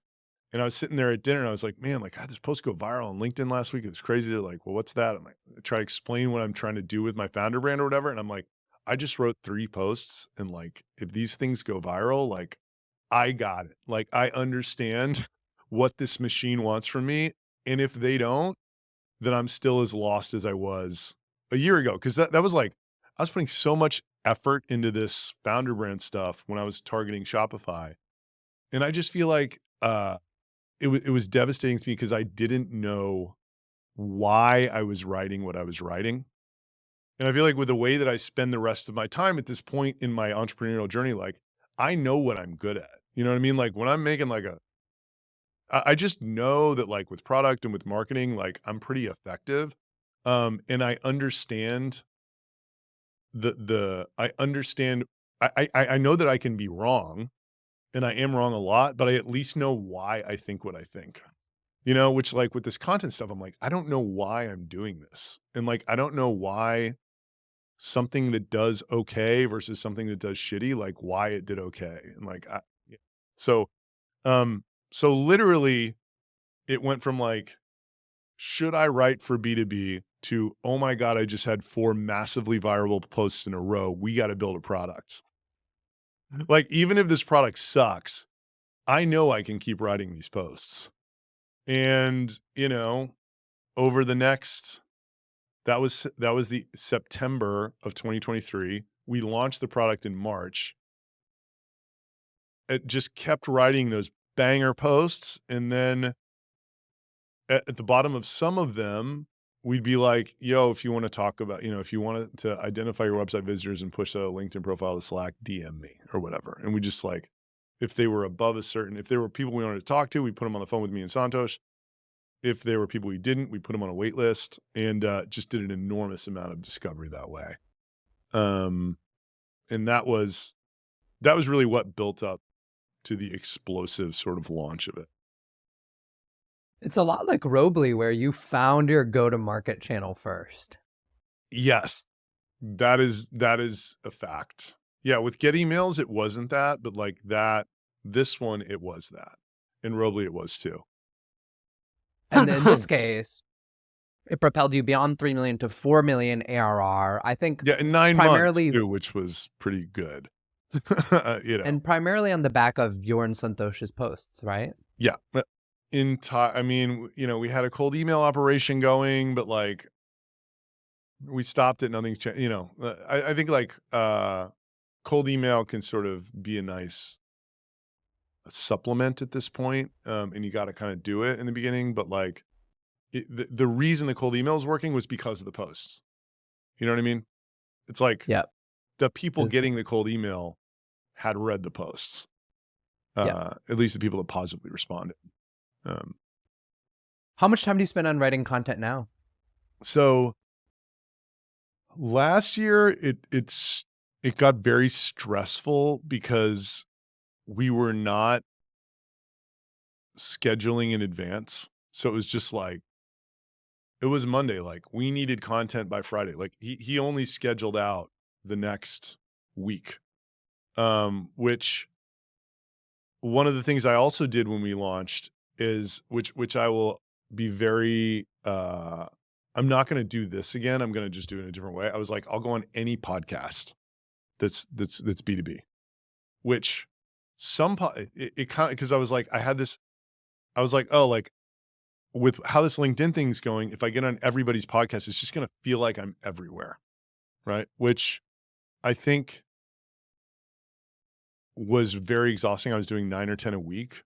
And at the same time, I was trying to like create 3 or 4 LinkedIn posts every week and do my job, which is like make strategic sort of product and marketing decisions for RB2B. So that was kind of a long answer. It was really stressful last year, and I was spending a ton of time between all of these things on things related to founder brand marketing. I'm in a much better spot now. We're now planning like the whole month in advance, and stuff pops up that's urgent. We were like, I'll write it or whatever. But I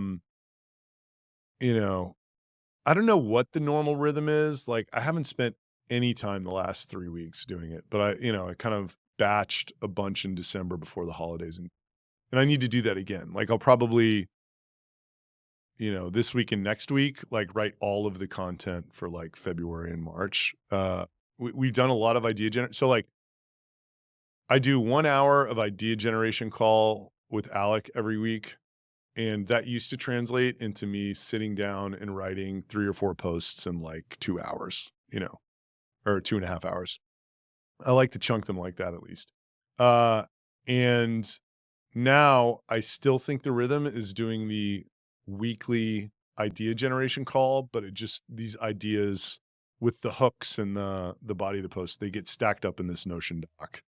And then I'll go in, and just like ideally I would just like spend a day writing, and like that would like knock out a month, So I'm trying to get there. I took a lot of time off last year too. I had like we had our second child, and like I traveled a lot, and like, it was not good. That like sounds ideal. Like, oh yeah, it's great to take a lot. Like I took an insane number of days off for having like started a new startup on top of my existing startup in a growth stage. I mean, like, I think I took 50 work days off, which is like just fucking crazy. But what was not good about that is like, I hadn't nailed this content system yet. So like the amount that I felt that I had to do when I was in the office was just so crazy. And then I like also had to like get home to these kids and stuff. It wasn't good.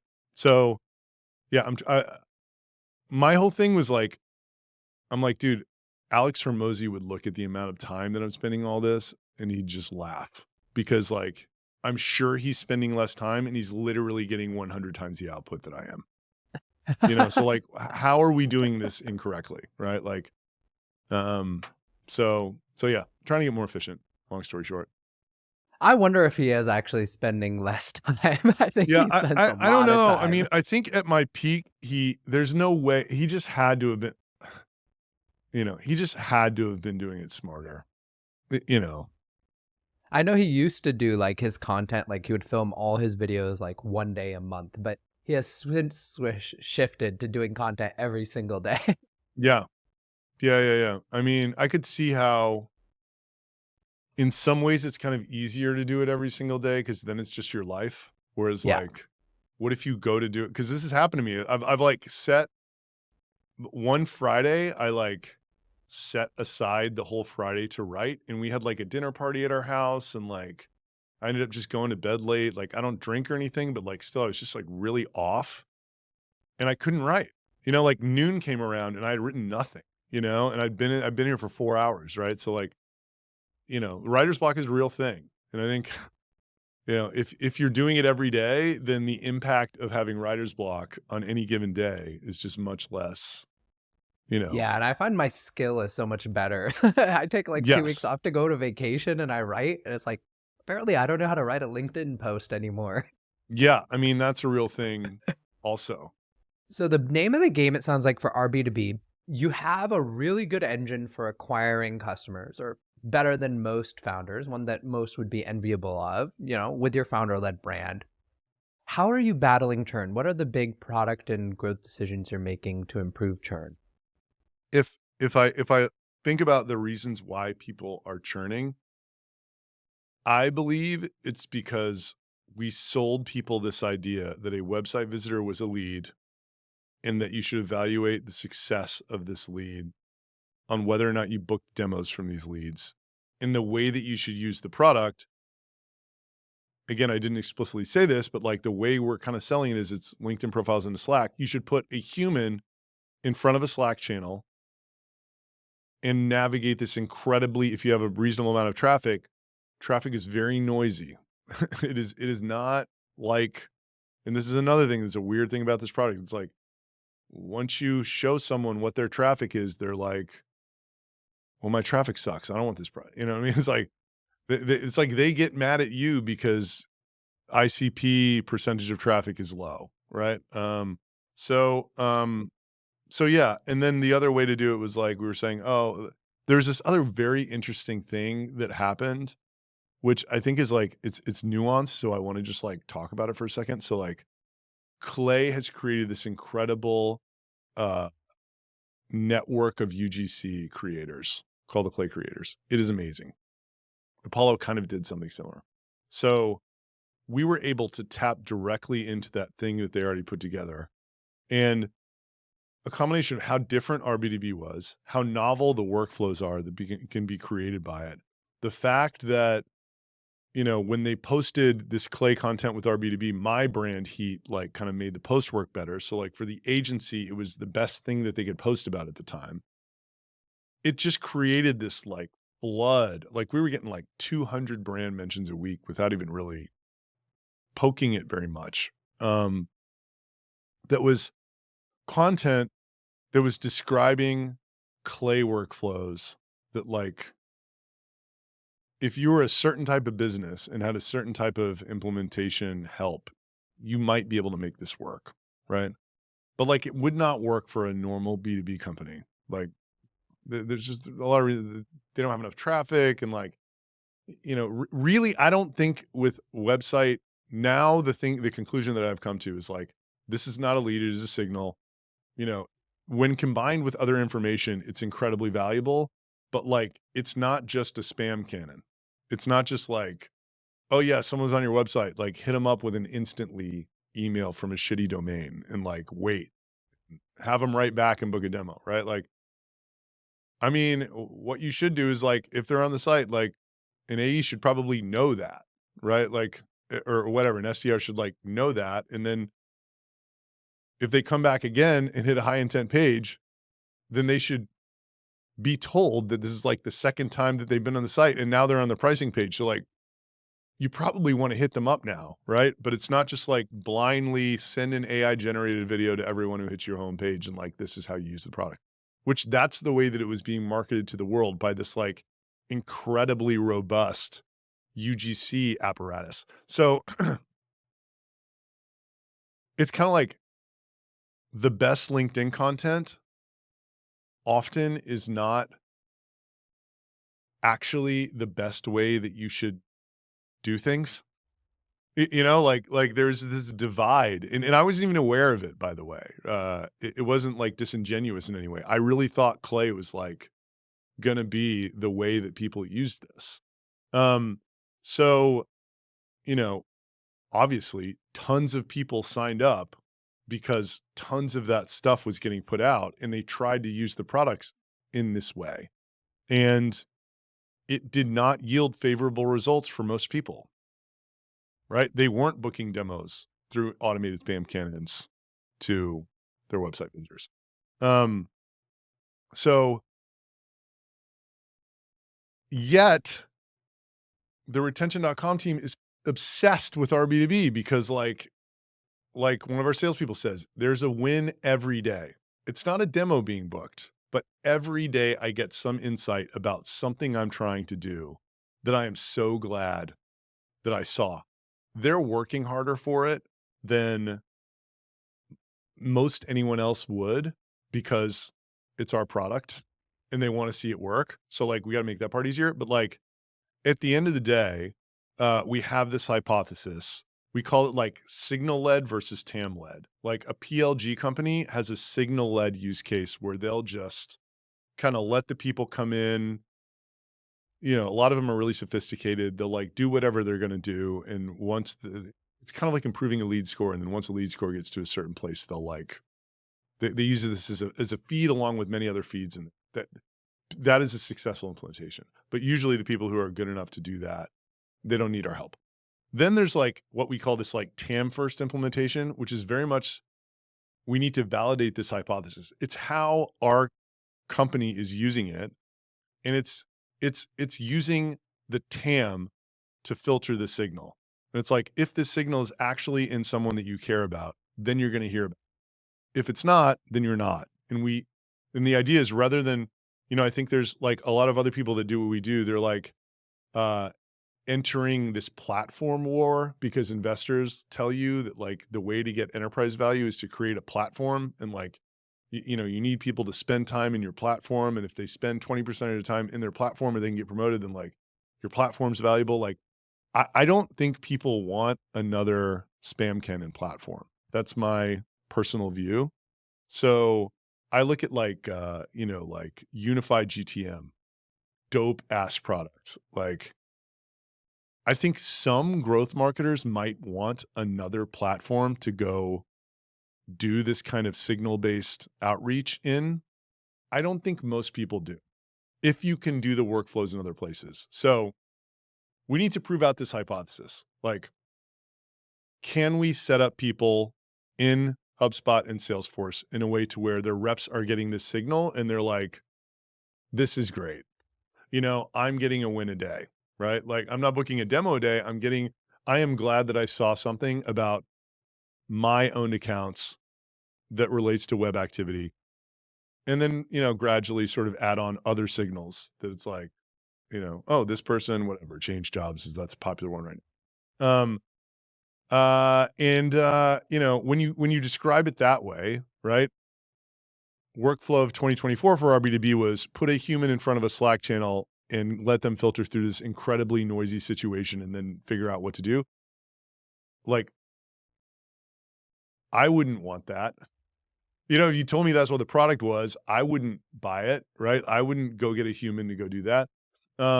If you told me the product was the RB2B team will implement workflows in your CRM that are going to alert your reps when their target accounts are on high intent pages, what B2B company is not going to want that? Just from a, you know, so this is like, this is the hypothesis. And Q1 and Q2 is all about like, can we successfully implement this, you know, implementation? We're also adding this reverse IP lookup signal, which Clearbit and 6sense and Demandbase or whatever do. So it's like, people have asked us that the whole time. They're like, why can't you just do that too? Because I want that also. And like, then I can rip out 6sense and like whatever else. So that's also product. So like we're building the Salesforce integration right now. It should be done next week. Reverse IP lookup stuff is next. So like once we have all of that stuff in this implementation that we're doing, like that's a totally different product than what we were selling last year. And then it's a matter of like, okay, do you want those workflows or no? I think the answer is yes. And it's like, Well, the only question is like whether we're the place to get them or not, or are some of these other vendors giving them those workflows in addition to, does Common Room give them like 5 other signals they want also and like whatever else. Um, so that is product and implementation, not necessarily go to market. The go to market, I view the product that we were selling last year as not in product market fit. So I stopped doing everything, but like, I don't want to call it low level posting, but like, I'm not, once we prove out this go to market, once we prove out this product and implementation hypothesis that I described, I'm really going to start thinking hard about like, how am I going to create a shitstorm on LinkedIn again? You know, I got a couple ideas, but it's not the sense of urgency is not as high right now. Like if you look at like my impressions on LinkedIn right now versus 6 months ago, I was getting like 500,000 impressions a week 6 months ago, and it's like 150K now.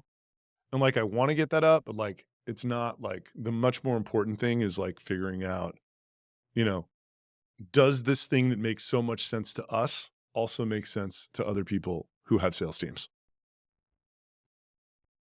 I love your way of thinking about product and growth. If I had to summarize, I would say you're really combining how a product marketer and a product manager would think about things. You're thinking about like what is the go-to-market motion? Who is the ICP? What is the packaging? Once you have a really strong sense of that, then you're going back, but you're also using the product to reinforce that. So you're kind of creating this really nice loop between what product marketers and product managers do. And that's where I want to go next, which is, have you actually hired a product manager for any of your businesses? Uh, well, my first employee at Robley is named Ann Vickman. Uh, she's VP of product and she's a really good product manager. She hired a product manager that we ended up letting go in the downsizing just because it, for what the retention.com product became, it was like for the foreseeable future, what he was working on was not going to move the needle. So for RB2B, we haven't, but like, I don't know. I think at this point I could say like, I have some pretty good product expertise, just having been so in the weeds on so many different, you know, products, some that have worked, some that have not. And then Santosh has an unbelievable amount of product experience too. And he was around until 2 weeks ago. Right. So, uh, hadn't really felt the need there. Still kind of don't for this next iteration. Like if this next iteration is like HubSpot and Salesforce plus, and it's like person level and company level plus implementation. And that sort of gets us getting that rock solid is like the next 6 months. I still don't really feel the need to. And then I think from there, it's just all about like, what is the next version of this? And depending on what it is, I may or may not feel compelled to. I kind of like doing it though. It's like, I feel like I don't know. Yeah, I like doing it. And I'm pretty efficient. Just working with Tate, our CTO, is like, I'm the product guy and I'm the product marketer and he's the engineer. Like it's just, we can work in a way where like there's 13 people doing our job at retention.com right now. But you know what I mean? And they're a lot slower just because you have to be when you have, a team. Like you can't move as fast as 2 people who know what they want and communicate perfectly and have had a relationship for 12 years and all that stuff. So I think, at some point it's also the stage of the company. Like, if RB2B becomes something that Tate and I are not working on anymore, like retention.com, like we're gonna have to put, especially because it's like, if it stays PLG, we're like, of course we're just gonna have to put teams in place to do the stuff that we're doing right now. But yeah. So Ann's on retention.com, and that's one of I'll give a little more detail on why it's a weird product situation over there. So for years, we're trying to make this dashboard, right? That like people cared about. And like we had this epiphany earlier this year that no matter what we report on that dashboard, people go verify it in Klaviyo. Does that make sense? So like really our product is putting revenue into Klaviyo. That's like the main product. So it's like fluency in Klaviyo and showing people, like one of our competitors called BlackRock, they don't have a dashboard. They literally just have CS people who like walk people through these flows, set them up for them in Klaviyo, and then show them how they're working, right? So when it goes from like, we're trying to like improve and maintain this like UI UX, then you're like, oh, you need a product person. Then we're like, we're not doing that. So that's like, it just changes the paradigm a lot for like how you would staff that. So that's one part of the product. The other part of the product, which is actually much more important, is how we are improving the resolution percentage and quality of our identity, which that is a very different type of product person, right? That is like, it's basically an engineer that you need to navigate like, well, what's the waterfall of vendors that we're doing? And like, what first party cookie strategies are we doing? And like, other people who are doing things like us, like how do we compare to them in A/B tests? And like, if they're kicking our asses, like what could they be doing? Um, you know, Apple changed something, like how are we going to like react? Right. So that, if you ask me what the two parts of product are with retention.com, it's like one is an identity thing that is not exposed to the customer at all, right? It is an engineering exercise. And then the other one is basically showing the effectiveness of all the stuff that we're doing in another platform that's their source of truth. There's still a ton of things that need to happen to get things built, to get teams educated, to get customers educated in launching and taking a product to market, even though there's not like a UI that we're like, betting that people are going to use and we need to like improve the experience of, and like it affects, retention and all that stuff. So, and on that business, basically we have this,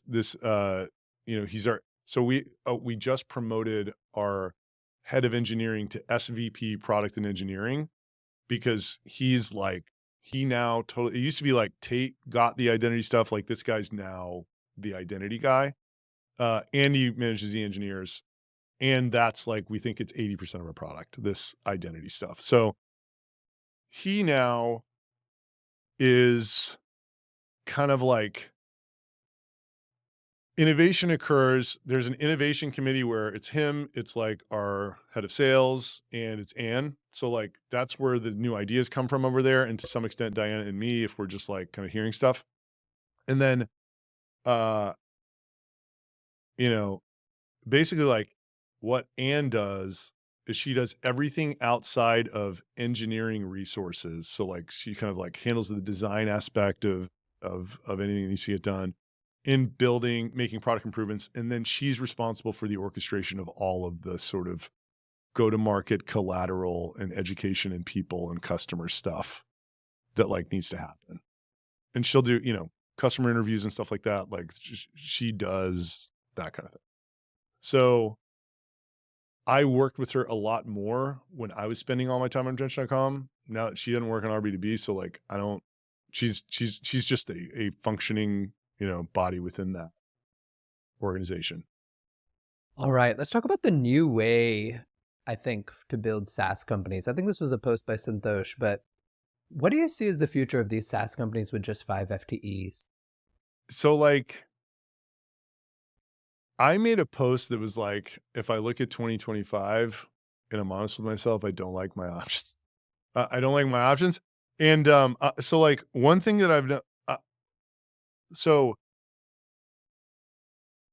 there, like we get emails a long way with 6 people. And I think that that's like, whether it's 5 or 10 or like whatever, like staying, like my thing is like, if you can get a lean company to 10 million ARR, that is the promised land. Because you were like, yeah, if you get to, 4 and you have a bunch of, 2 co-founders, like whatever, it's like, if you get to 10 and you have 2 co-founders and you ran it lean, like you can do whatever you want at that point. Like it's a lot of product validation to get that far.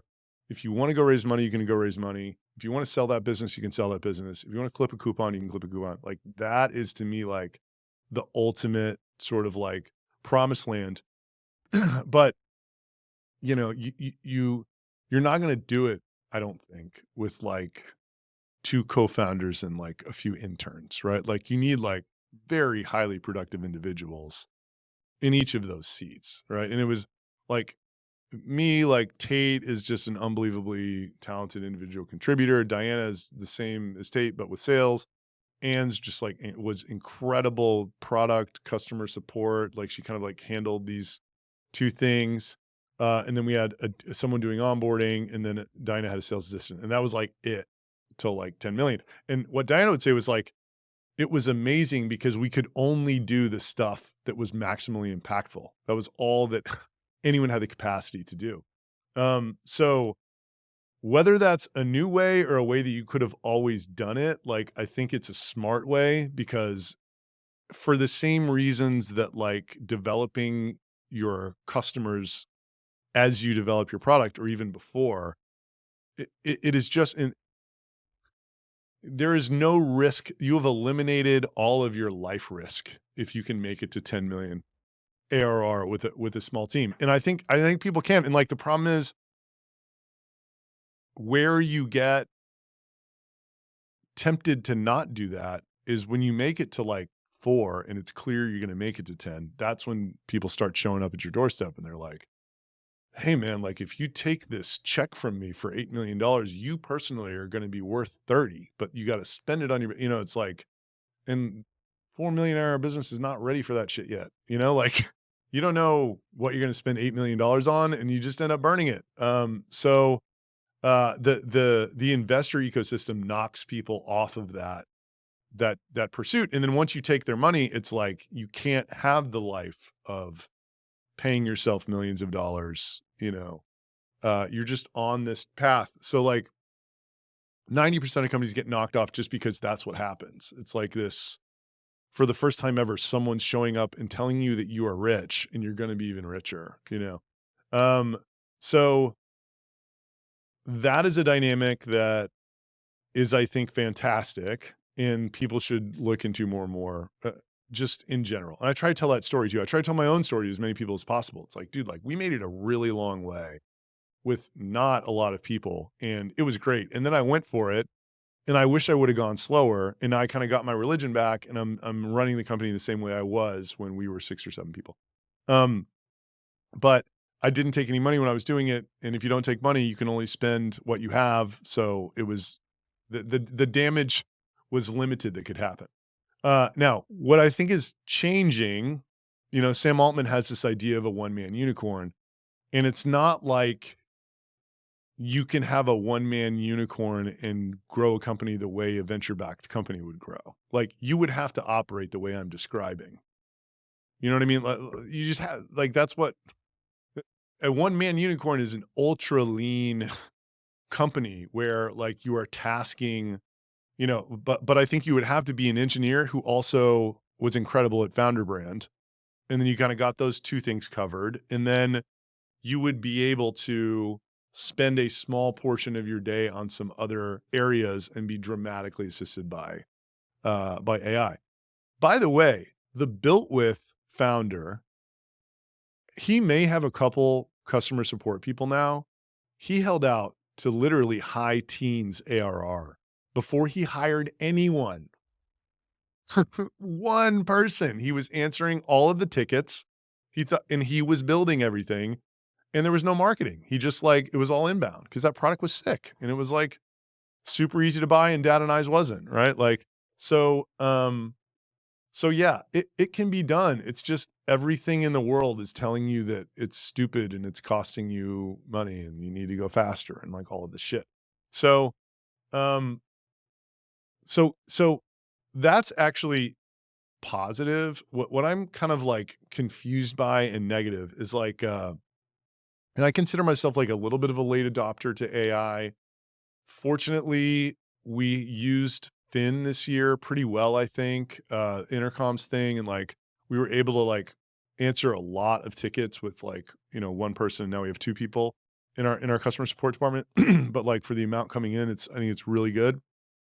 Um, and then if I think about like what I was just trying to like people were like really excited about this AI thing. And if I looked at what it was doing the best, it was really research. Like the people who were the most excited were like investors who used to employ analysts to spend a week making this document that if you just go point an AI at a bunch of 10Ks and 10Qs and like news sources and like whatever, it could create the same document for you in 10 seconds or something, 30 seconds maybe. And then, like Alina was all fired up about it, but really it's these workflows that were helping her AEs do an incredible amount of account research in like no time, right? Like it used to like take them time to like look all over the internet to like find these data points and it was fine. Uh, in the last month, these like WhatsApp groups I'm in, like everyone's like floored by the velocity of prototyping that like Cursor and something else gives you. So now it's like, okay, I had this CTO Tate that is literally faster that like people can't even, Santos couldn't even believe how fast this guy could do things. And it's right on the first time every time. And like, it's just amazing what he's able to do. And that was it was a weapon that I had. And it just allowed us to move incredibly fast with a super lean team and just do things that were amazing, right? Like if you're telling me now that everyone has a Tate, and that like, cause like SaaS is relatively not hard for me to build because like anything that I want to do that he's on board with, it just gets done really quickly, you know? Um, if everyone could do that, there'd be a lot more SaaS companies out there. So now I think we're approaching a world, and Tate like is also a relatively late adopter. He now uses it to debug all his code, and he's now willing to concede that it's better than an intern that he could hire. He's like, I still don't know how much time it's actually saving me, but like, it's not me yet because like he just doesn't feel like it has I don't think he like thinks it's like edge case sort of crushing it yet. But like you're in this world where I mean everybody is going to be able to build SaaS products very quickly.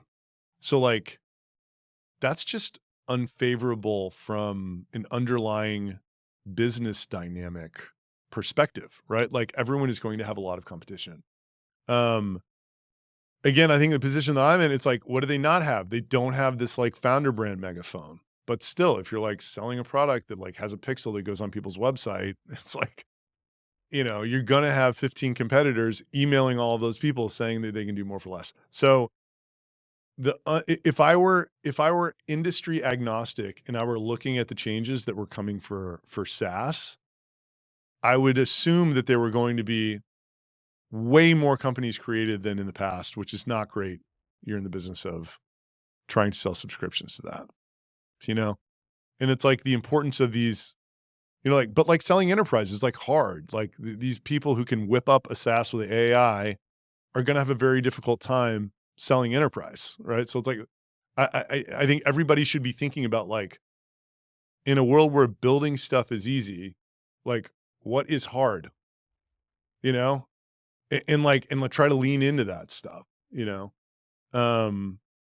those were kind of two unrelated topics. It's like the 5-man startup is one thing, but like AI helps the 5-man startup, but it also like hurts the underlying competitive dynamics that are around the 5-man startup, if that makes sense. There would be so many more. Oh man. Yeah. I feel like Yeah. everybody wanted to become a product manager 5 years ago. Now everybody wants to become, this founder of this 5-man startup. Yes. I think that's, and there'll be a lot of them, like you said. I don't know what's ahead. And then there's this whole idea that like SaaS is kind of like going to go away because agents will just do the work that the SaaS was doing.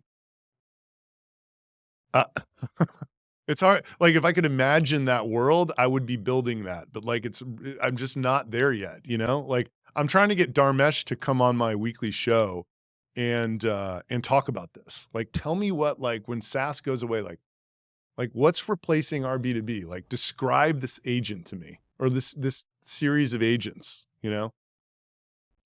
and then show me how to build them. It feels like 5 years away. Same with replacing Tate. It feels like it's like 5 years away right now. All I see is that they can do like a good design prototype, but it's not like, it's not secure. As you said, it doesn't handle edge cases. It doesn't scale.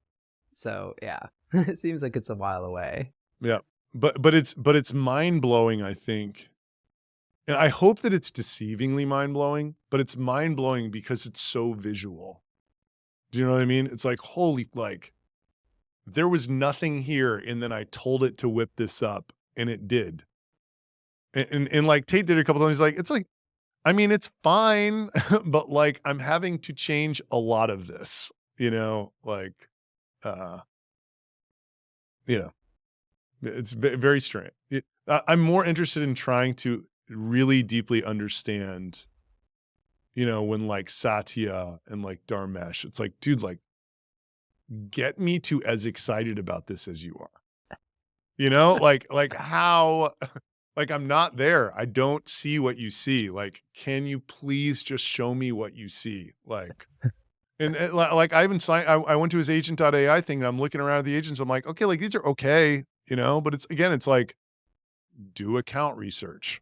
It's like, great. Like, I understand why that's an amazing workflow that like saves an AE 4 minutes at a time. I don't see how that translates into wiping out the entire tech stack that we have. Or why you'd have an agent instead of just a feature in Zoom Info, right? Which they've also released. So yeah. So let's move on to Adam a little bit here at the end of the podcast. And where I want to start is, when did you start building in public and why do you continue to? I started in 2022. I had never posted on social media before that, like business or personal. And again, I thought we were this was this like dream position to be in. It's like the product works for all these Shopify guys, low market penetration, no competitors, like ideal product market fit territory, great word of mouth, right? Like, how do I create awareness? To me, it was like, there was no question that building a personal profile on social media was the way to do that. No question. It was like, not a brand, is a person. Obviously, the best person to do that was me, the CEO of the company. So then it's like where to start. And they were more on Twitter, these Shopify guys, but like they were kind of on LinkedIn, and the ecosystem was certainly on LinkedIn. And like LinkedIn, the creator consumer dynamic is much more favorable still than Twitter. It's like way harder to break through on Twitter than LinkedIn. So the idea was like get 10, 20,000 followers on LinkedIn, then start posting on Twitter. So then it's like, what do I post? And I was always very deeply conflicted about this, which Gerhardt pushes back on me. And he's like, you just didn't find your angle yet. I'm like, why would some e-com guy read my content rather than Nick Sharma's content, who owns brands and makes landing pages all day long for them through his agency? Like, he is an e-com guy writing about e-com. Why is anyone going to follow me? So, I was like, I knew Build in Public worked, and I knew sharing financials works because I'd just seen it before, like in terms of social. And I'm like, we're all entrepreneurs. So if like half of my content can just be about and a lot of e-com guys want to get into SaaS. They at least used to. So I was like, they'll think that this is interesting. So like if half of it can be like the chronicle of like doing this, and then like, the other half can kind of be like email and or e-com related content, then like maybe that works. So like that was the initial thing. And that happened at the end of 2022. We were probably at like 10, 12 million. Why do I continue doing it now? So, has it accelerated competitors to RB2B? Without a doubt. Would there have been any way that I would have gotten it to 4 million ARR without doing this? Like, no fucking way. Well, I mean, that's crazy, just no way. It just created so the reason why I keep doing it is because if I'm looking at things that other people cannot do, nobody, no CEO, once they get past a certain point, is able to say negative things in public about their business. They just can't, right? So like, I am able to. My team hates it sometimes, but like that post about the layoffs, they're like, "Don't post this." I'm like, "Well, okay, why not?" Like I have to. Like if it gets around that like I laid a bunch of people off with my content brand, if I don't post about it, it's just super inauthentic, right? And they're like, "Tone it down." I'm like, "How?" They're like, "Don't say that we didn't solve our churn problem, and don't say that we fell out of product market fit." I'm like, "Okay, if I tone it down in those two ways, then everyone on the team is still going to be upset that I wrote the post, and it will lose all of the impact with the founder audience that I have, whose reaction to all of these posts are like I'm not even willing to admit this to myself looking in the mirror, let alone my team, let alone all of LinkedIn, right? Which is like why the posts are so impactful. So I think I have an understanding of why people like my stuff.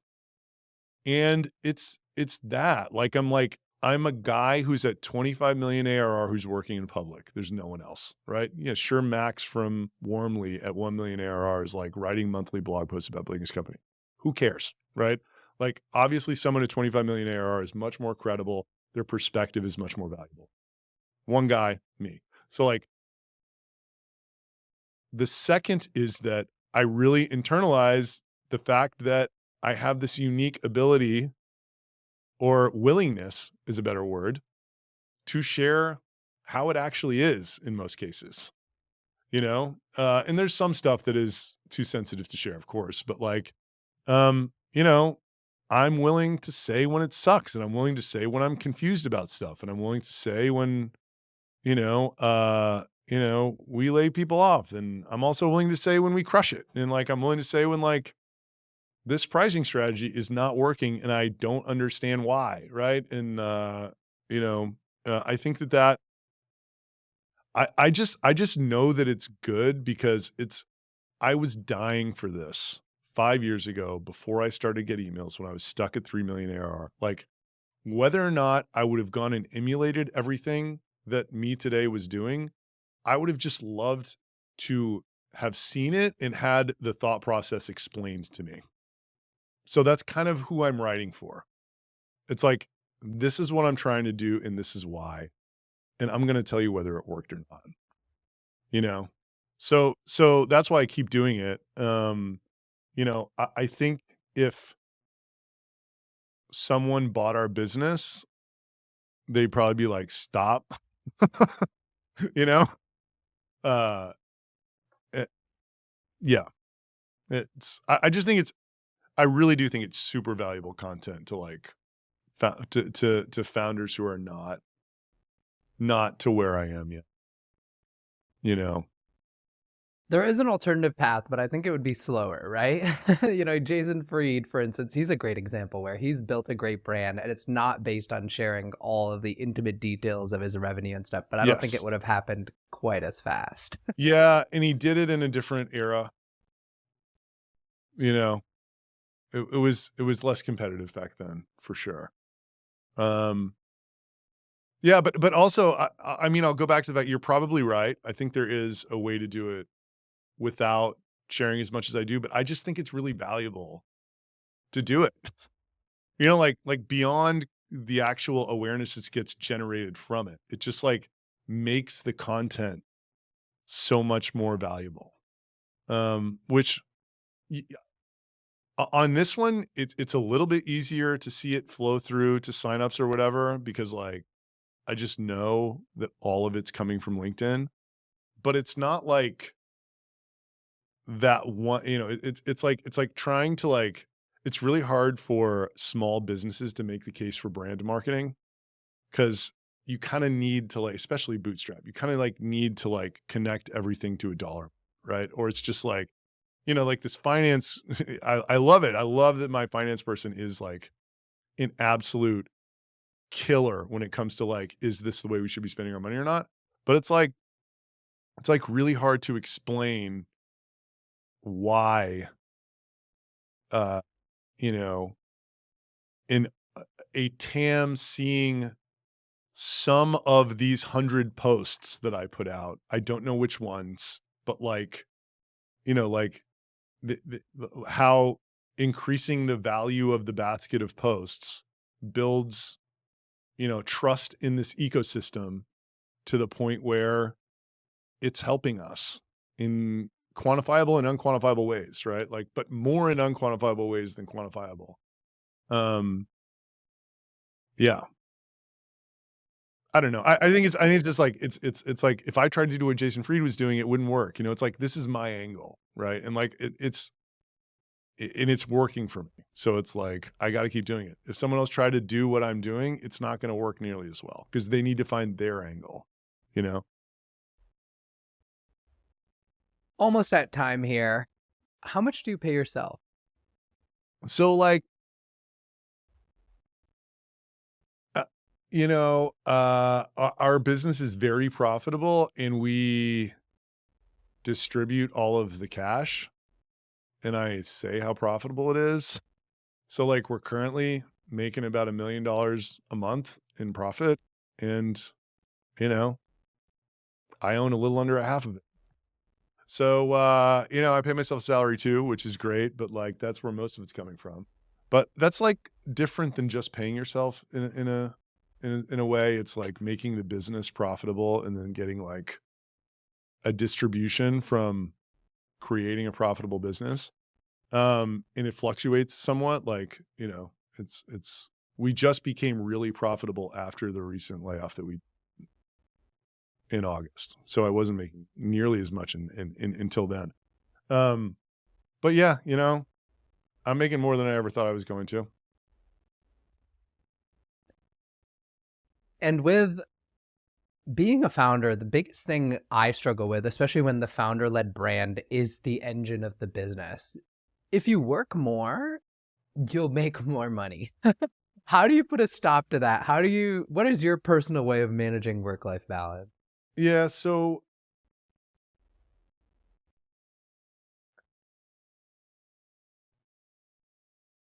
I'm not sure I totally agree with it.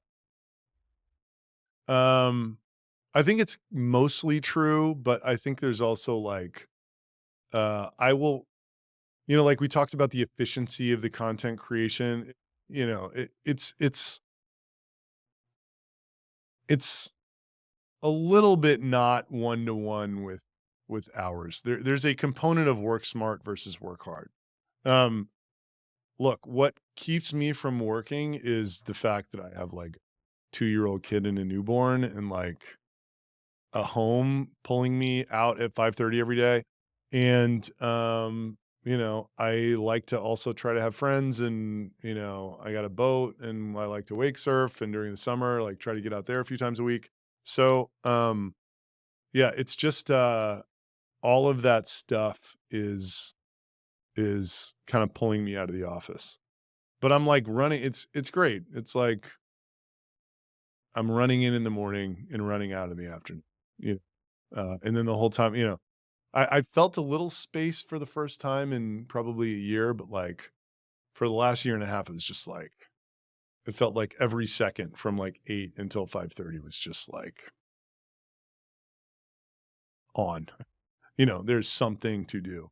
So, but I also, I'm also at a point where I have a ton of resources to help with anything. When I was starting Robly, I was doing the QuickBooks. I was making sure the payroll went right when some letter from the state of Washington came in because like we hired somebody there. I had to figure out what was going on. Every people problem was my problem. My business is to the point where I have the tremendous good fortune of not dealing with any of that like kind of admin and people related stuff.